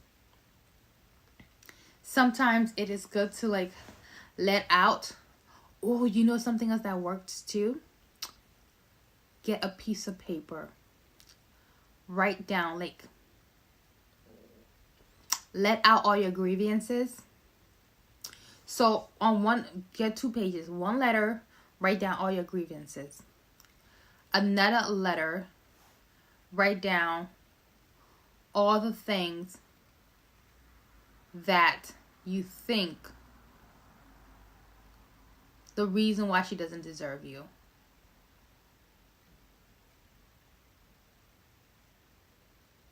So try doing that. Or a third option is, I won't say go running. I would say start off by walking first.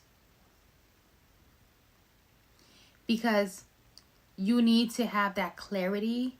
Because if you're walking, you're sightseeing.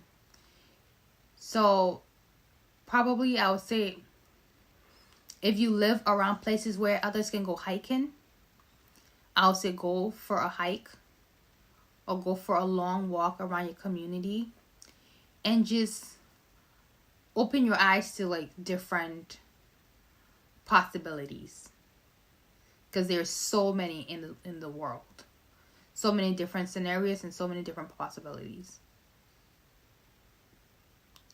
So if you're going for a walk or you're going for a hike, you're gonna have clarity of the situation, of what happened, and then you can be able to put into perspective and probably figure out for yourself what you think went wrong and where it could have gone better.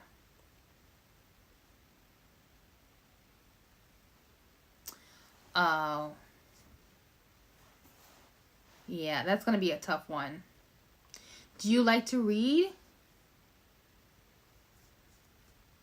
Do you like reading books? Because sometimes when I am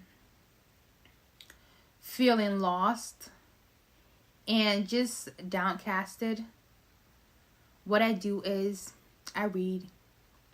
Because sometimes by entering another's universe, you are able to clearly see your situation without being biased. So I would say, if you like to read, oh, we got a doctor in the house. Yay! Woo! Oh, that is awesome. Doctor, you can fix your own heart. You can absolutely fix your own heart. My God.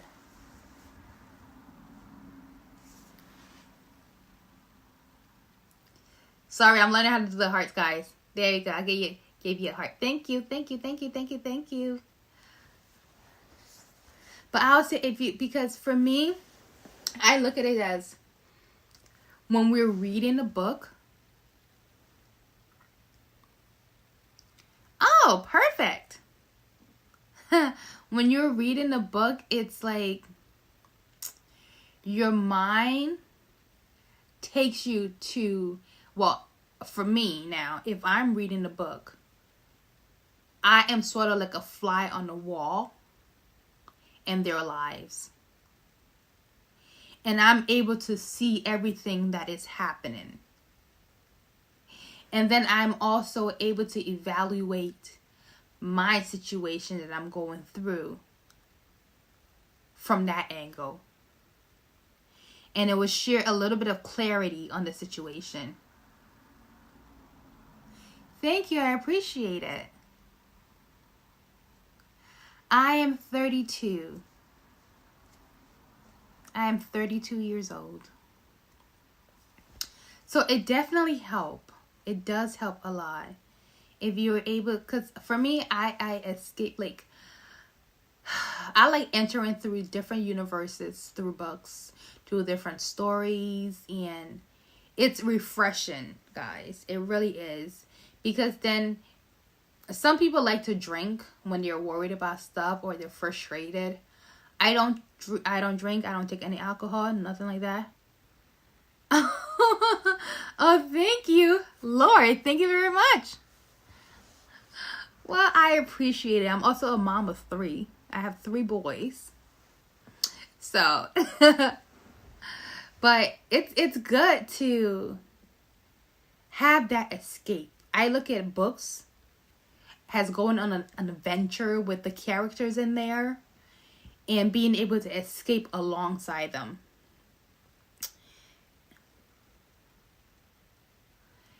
I know it's good for your health. It really is. So I would say try that. If you're not able to go for a walk or a run where you are right now, I would say try don't do your typical books that you do. Do romance book. Do adventure books. Do poetry. Oh my god. Oh my gosh. Poetry. I think you will love it. Because by the time you are done interpreting what is being said, you already have a clear understanding of what it could have been, what it should be, or how you can maneuver your way into discovering the solution.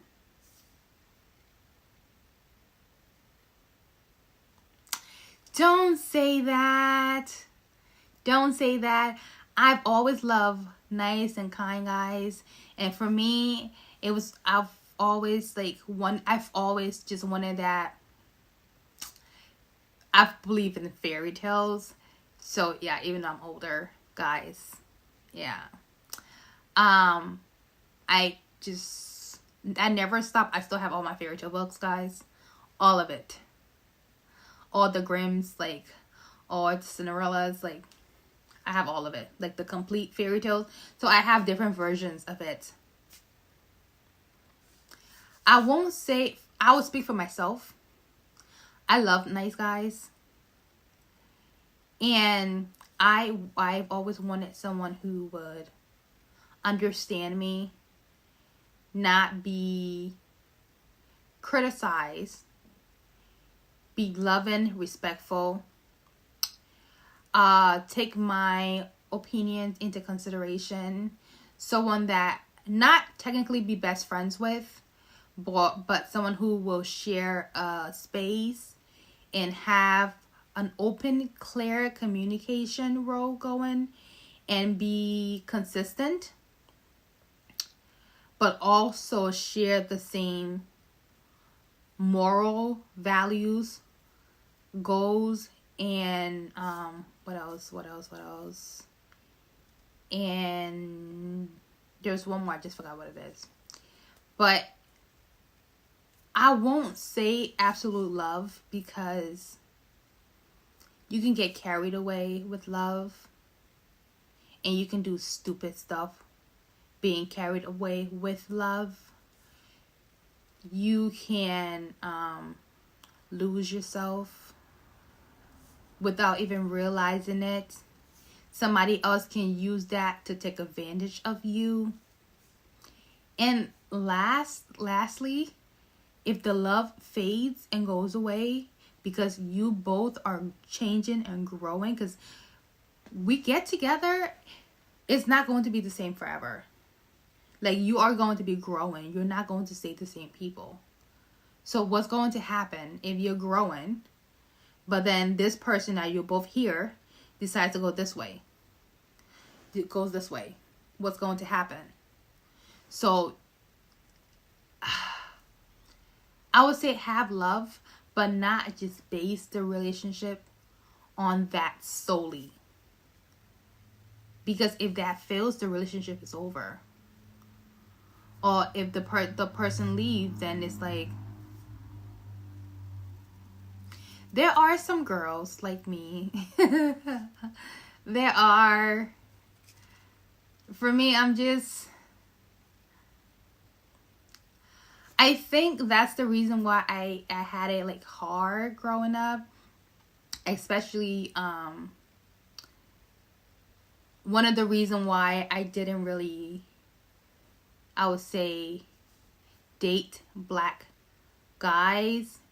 It's because some of the things that girls my age were doing, I wasn't doing it.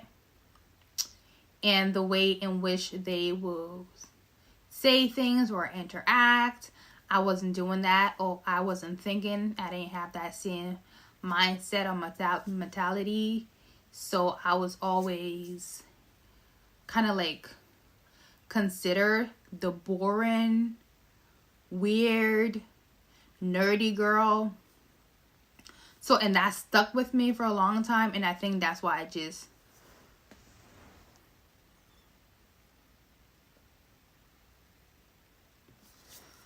Oh, that's so sad. I'm so sorry to hear that. That's really sad.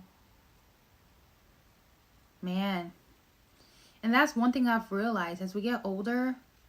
I look around me and it's like, I've never realized it before. But the older you get, it's like you're losing people left and right. Like family, or losing their lives, friends. It's like, it's a lot. Oh, Lord. Yeah, you've had it rough. And I think this is time for you to have family and friends rallying around you to support you and show you all the love that you need. I'm really sorry you're going through that. It has to be really hard. Like I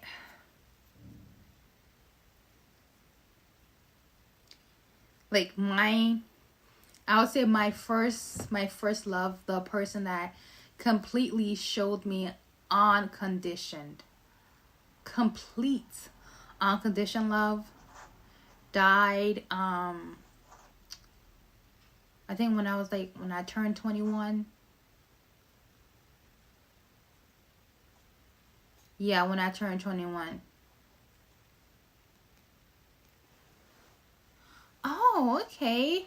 Well, it's very nice to meet you. I am Julia. It is very nice to meet you.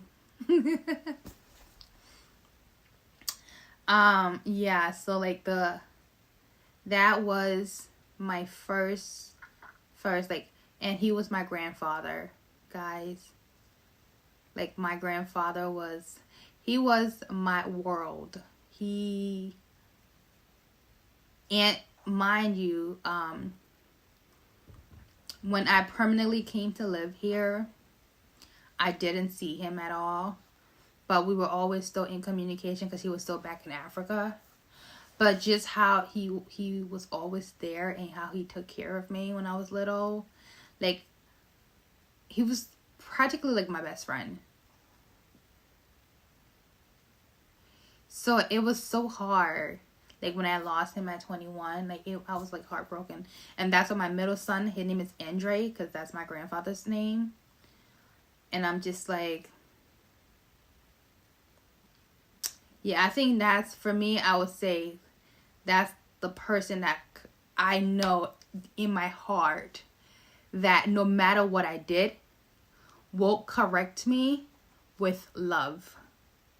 No matter what I did in this life, always corrected me with love. And there was never a day where there was a frown on his face when it came to me. Never. And I don't think I'll ever be able to find that ever in life. And for me, I'm grateful I was able to experience that.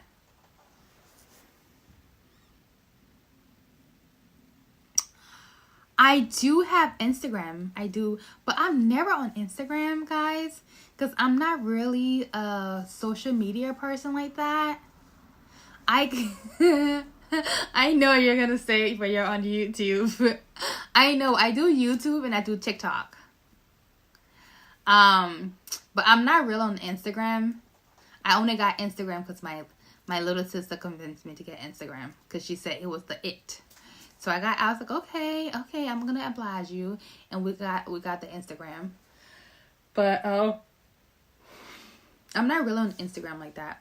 I don't even know how to maneuver my way around.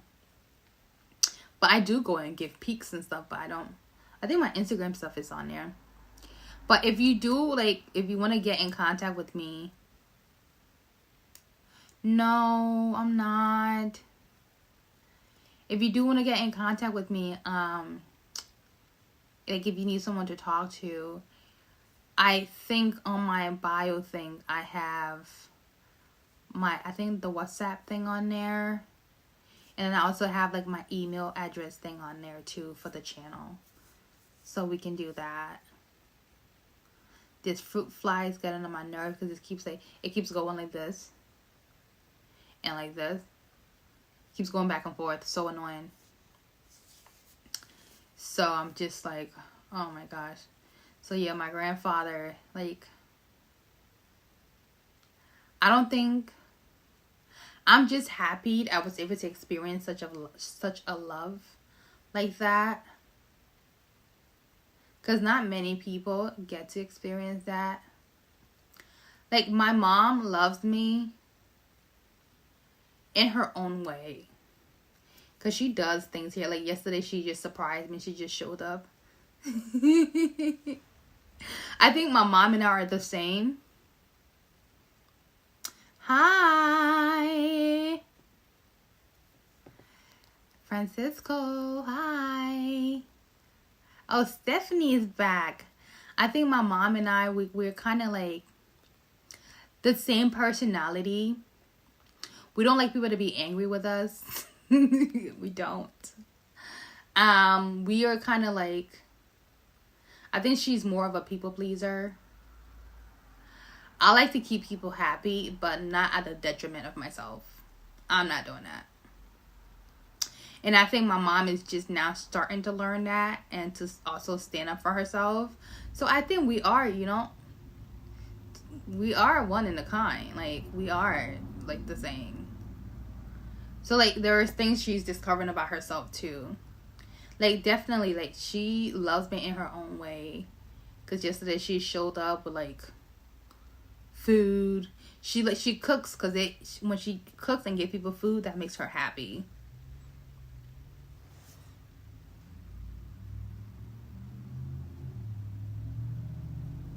Absolutely, you're right. So I definitely think like she shows her love, and like I never the funny thing about it is like I always heard people like throwing the word like love around, like just throwing it around. And then cause in African households, like, you rarely hear I love you. You really don't. They will tell you, I put food in your belly, clothes in your bag, and you have shelter over your head. That is more than enough to show that I love you.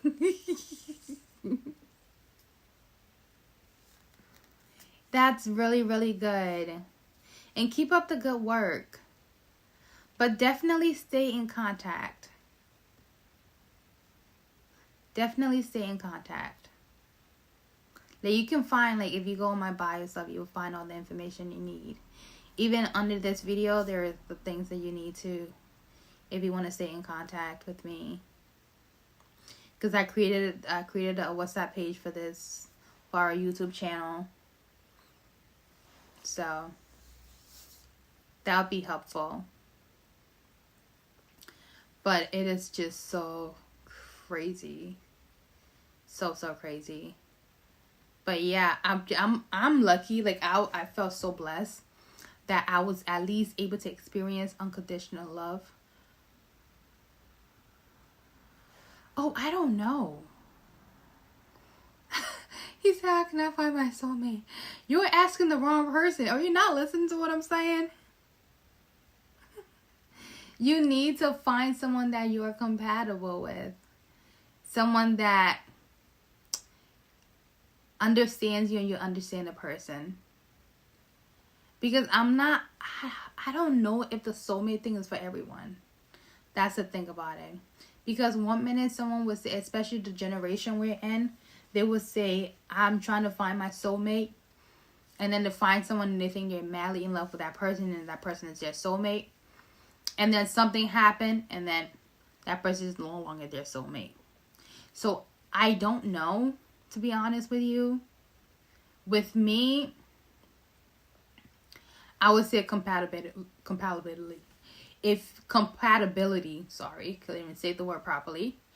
If you can't turn around, like envision yourself like 20 years down the line, if you can turn around and see the person next to you and you are still able to deal with them, I would say yes.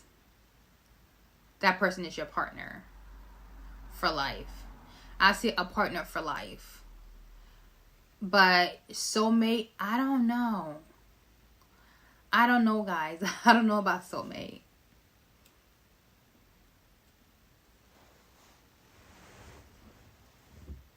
You see, that's the thing. I suck at communication, Stephanie. Because for me, right, I play things out in my head, right? I say I want things to go this way, this way, this way, this way. But for me to be able to communicate that to the next person in order for them to understand it without criticizing becomes a problem. So in order for me to achieve what I want to achieve, I would rather do it silently. I would rather do it quietly than get somebody else involved, even though the person is my partner. And then I have to constantly explain the situation. So I want to do it, get it done, then I can tell you about it. Which I know is not the right way to go.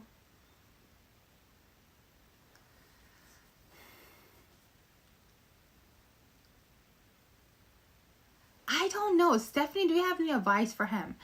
How can you stop being a shy guy? I don't know, to be honest. I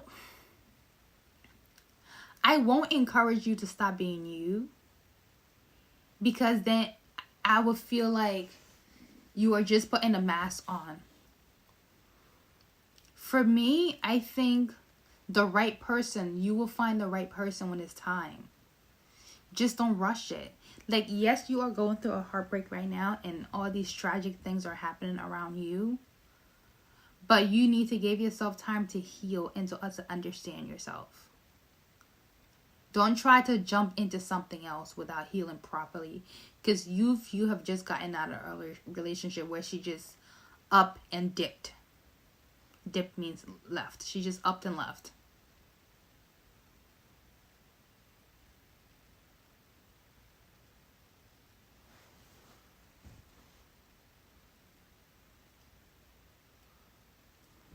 That's one way. So it's okay. So I do that with my boys.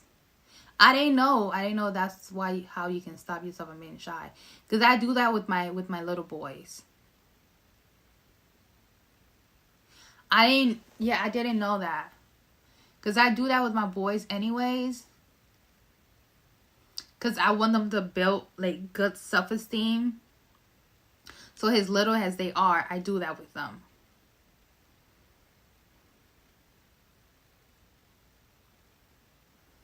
But I didn't know it worked in situations like that too. But for me, I just don't want him to have to change who he is in order to measure up to somebody else's measure up to what somebody else needs, and then he's not authentically being himself.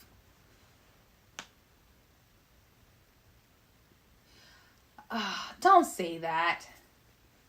Don't say that. Somebody will be lucky to have you in their life.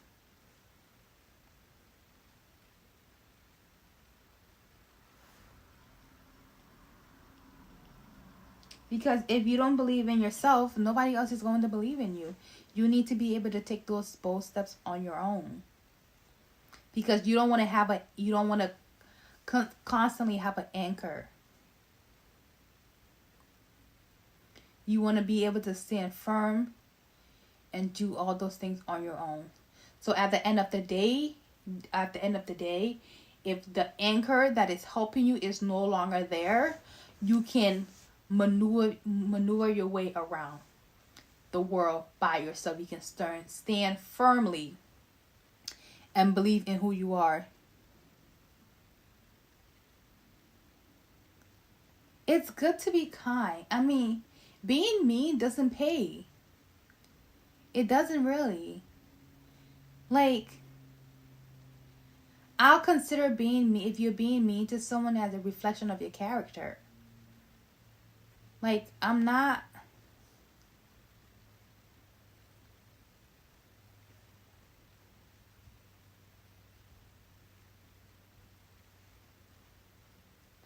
So, I don't know. Obviously,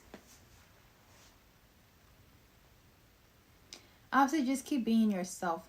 But what they're saying, words of affirmation is good too. Because I didn't know it worked in this scenario, because I do it with my kids. Because I just want them to grow up and be strong young men in the society and not having to put up with any BS.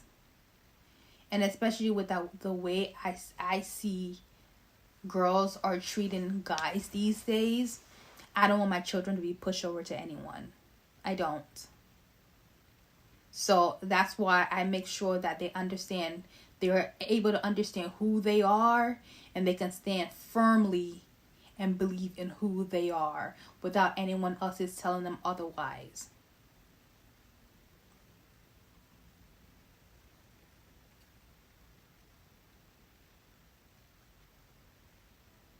So I want you to, you've made it this far in life. Don't let anybody else, knock you down.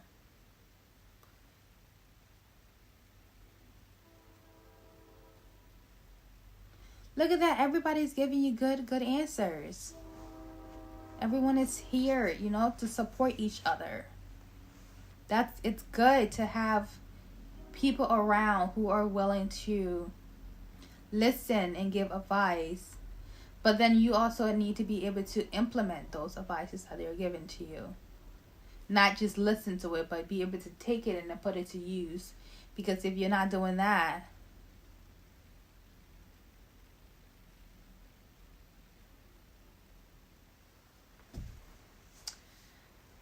you see, that's one of the problems the society is facing. Because I was telling a friend the other day, she said the guy was a bit short for her. So I said to myself, and I said to her, what if everything you want is in that short guy? So because of his height, you're going to lose out on all the blessings that he has for you? Because of what? His height? That doesn't make any sense to me. For me, I'm not going off height, so.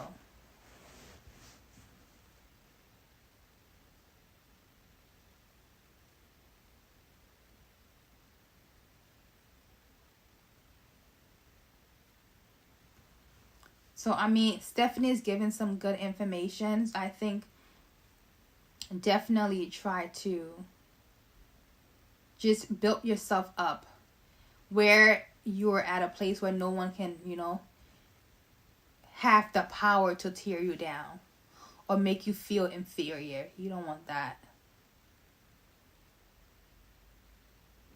Thank you for the advice, Stephanie. That was very, very nice.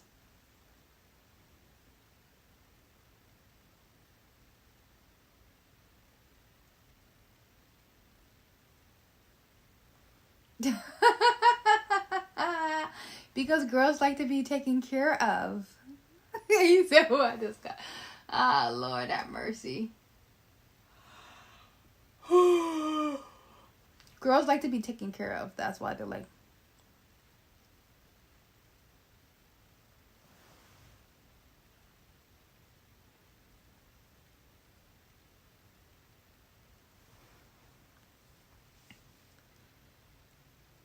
nowadays, they don't. It's not all about having a reliable guy.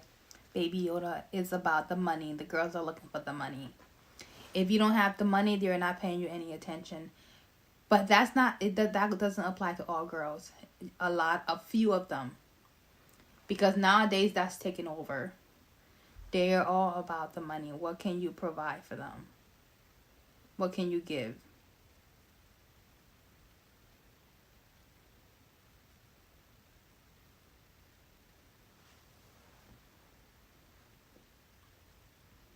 Yes, financial stability is very, very, very important to emphasize on that.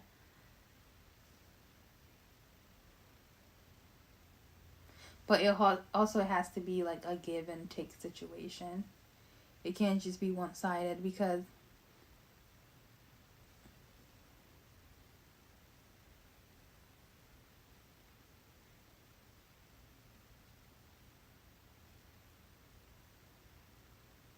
yep.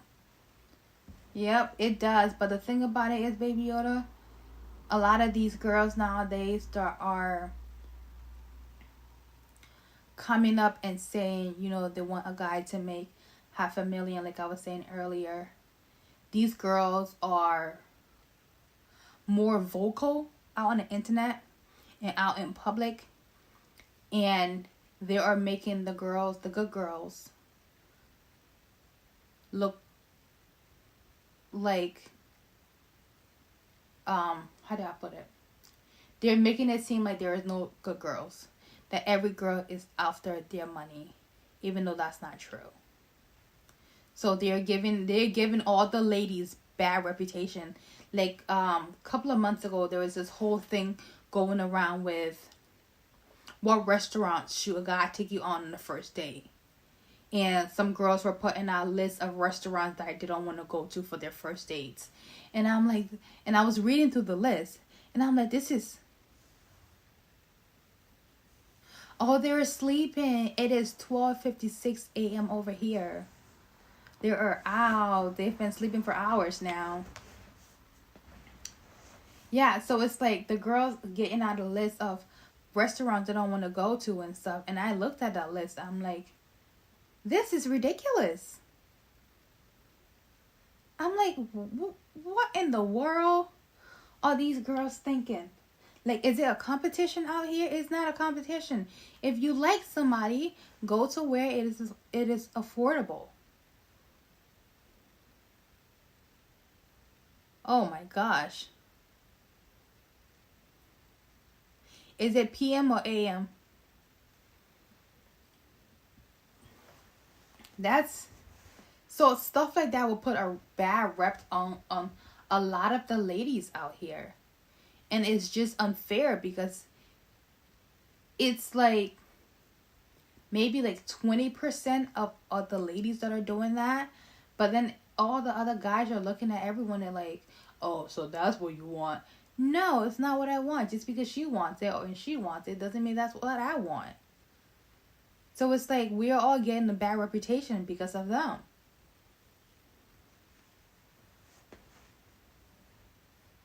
Oh, AM. Oh, okay. So you're like just starting your day. Okay.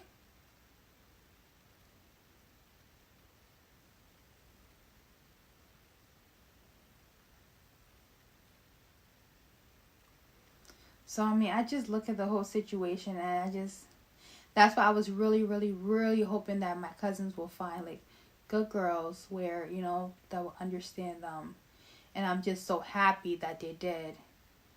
Oh, Lord, because I was getting so nervous. I was so nervous. I'm like, I don't even know. Because my cousins are in their 30s. And I'm like, okay, this is ridiculous. But I'm just glad, they have people who genuinely care and who love the family too and stuff like that. So, I mean, there are some girls out there, so you just have to look. And be yourself while you're at it. Build your self-confidence, but never lose who you truly are, which is a kind and caring person. Don't lose that.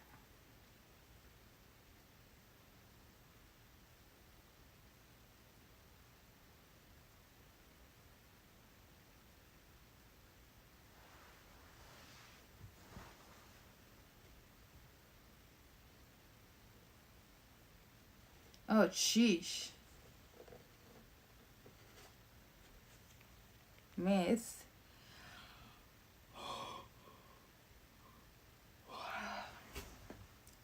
Yeah, it's like 1 o'clock over here now.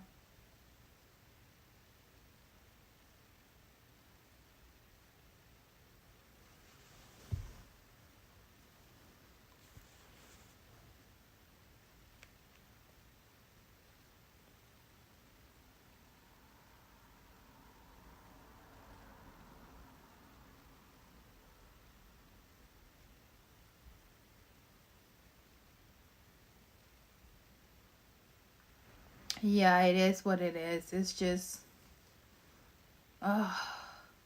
life is so complicated, guys. That's why I said, like, whoever told us it would be fun being an adult, or whatever made us look forward to being an adult, it's like they sold us a dream. It was like a complete dream, and I'm like, I don't like it. And that's why now I tell my brother and sister, I'm like, just take your time and just don't rush into doing things that adults are supposed to be doing, because you only have a very, very short window to be a child. But, whew.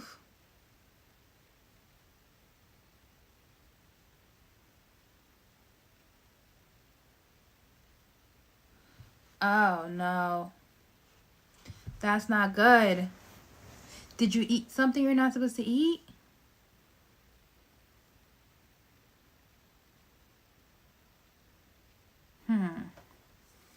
I'll say, like, get some rest and probably drink a lot of liquids. You need to stay hydrated.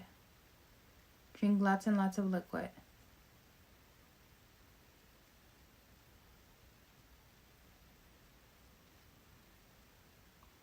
Do you have anti-nausea medication? Because that could help too.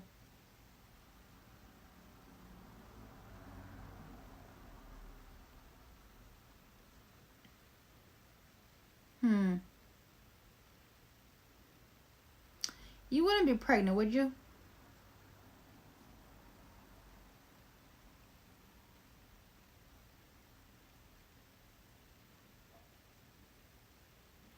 Oh, okay. Alright. Just double check, you know? Just double check. Doesn't hurt to double check.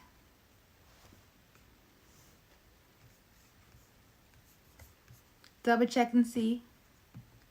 Then we have another baby. Cause one of our other friends, Random, is having a... Yeah, she's having a baby. A baby, baby, baby.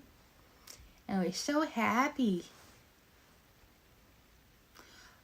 Oh. Oh no, that's not good.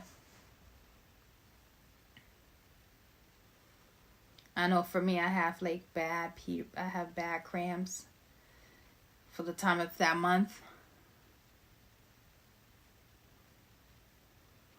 Yeah, I have bad cramps. So I don't look forward to...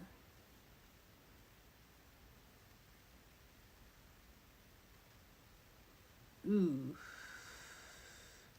Yeah, that's not fun.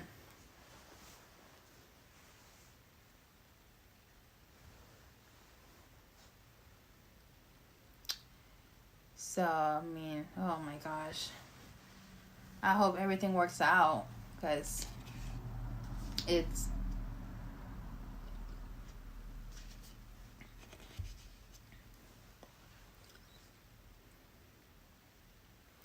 I mean, you know, keep believing if you want them. You know, you never know what God has in store for you. Or whoever you believe in, you know. Just speak positivity into your own life and then the lives of others, you know. You might just be surprised when it's least unexpected.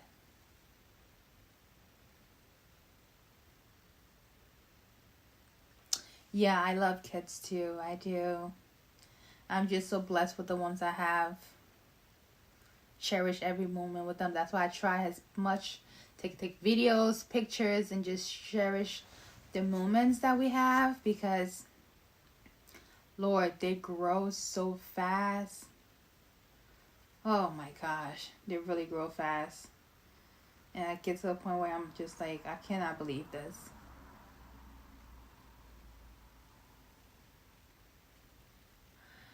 I'm not a night person. No, I'm not a night person.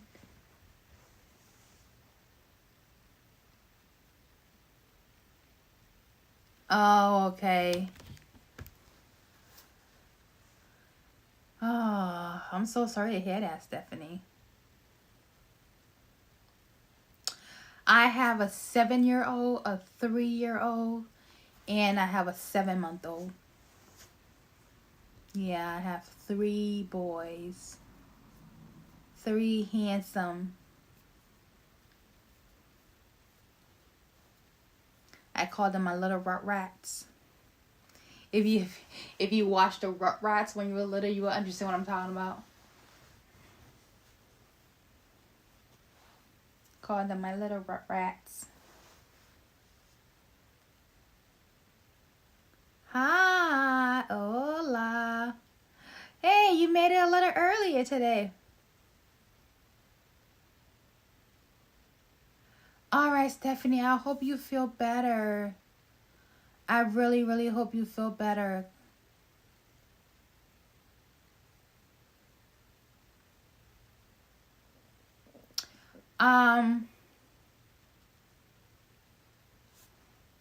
Stephanie, I have my email and stuff on the page.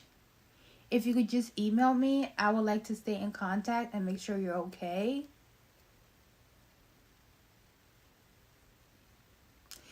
Oh, so I have Ethan, Klaus, and Alaric. So yeah, those are my 3 handsome boys.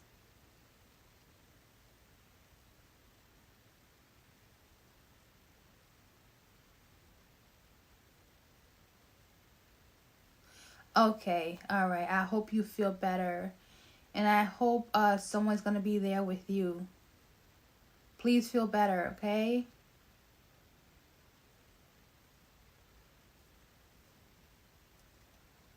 Oh, Stephanie. It's not fun. And you're going to be, if you go to the emergency, we're going to be there for hours. That's the thing, too. It takes a long time for the emergency room to get attended to. Oh my gosh. I just hope everything works out for the best for you, Steph. Thank you. Thank you. Thank you. I put a lot of thoughts into their names.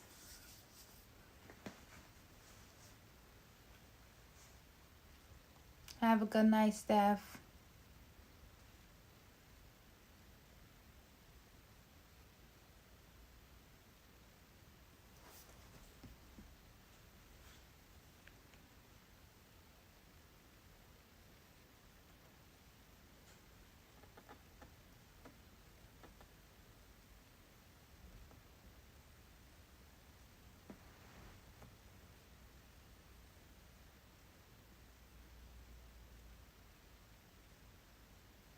Okay, most definitely. But go take care of your stuff for now, okay?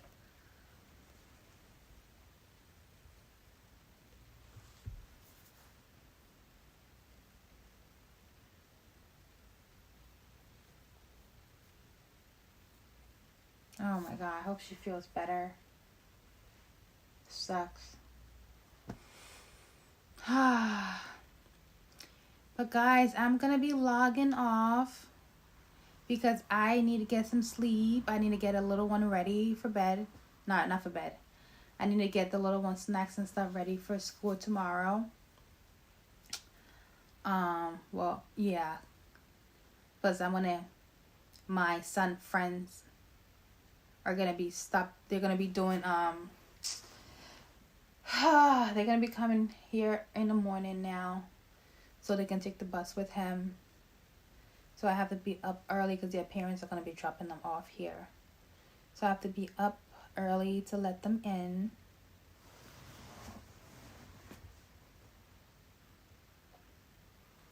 I have to be up to let them in at 6 a.m. on the dot. You know, us mamas got to help out each other and, you know, take care of our little cubs. So whatever we can do to help each other, we try to do. So, you know, us mamas got to stick together.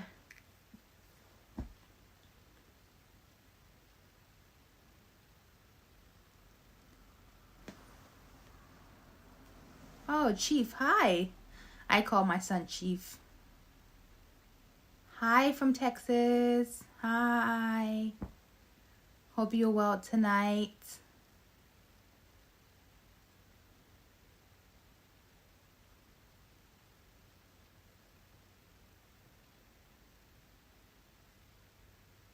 Hope everything is good with you.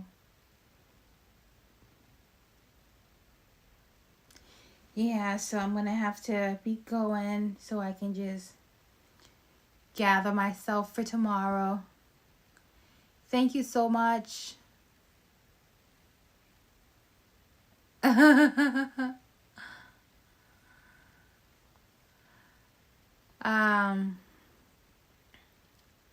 So I'm going to have to.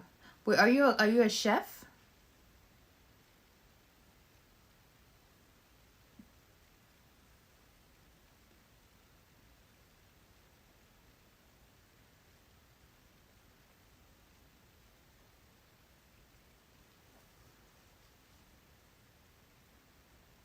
Oh, and take care of yourself, okay? Try to implement some of what Stephanie was saying. And still, while you're doing that, don't try to change yourself for anyone. Do it for you. Okay? Do it for you. But then don't let anybody else, you know, just come and walk in and out of your life.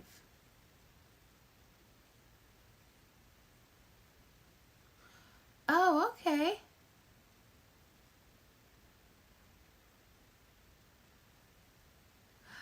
I appreciate it. Thank you very much.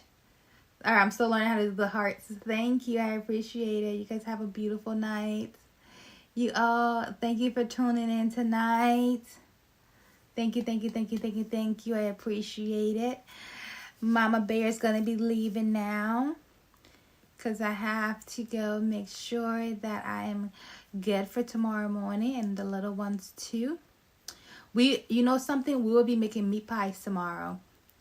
So I will probably do, I'll probably do it early tomorrow because I have to do some assignments for classes.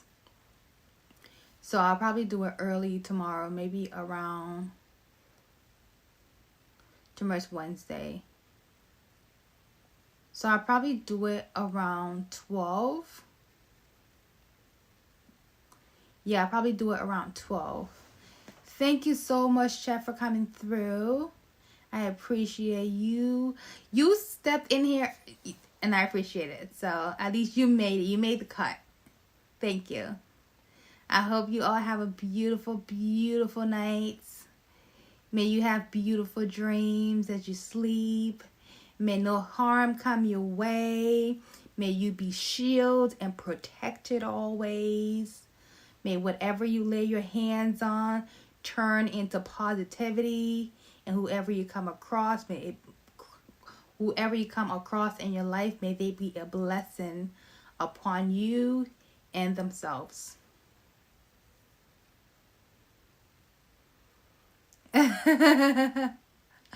Thank you guys. Oh my gosh, I appreciate the love. Thank you so much.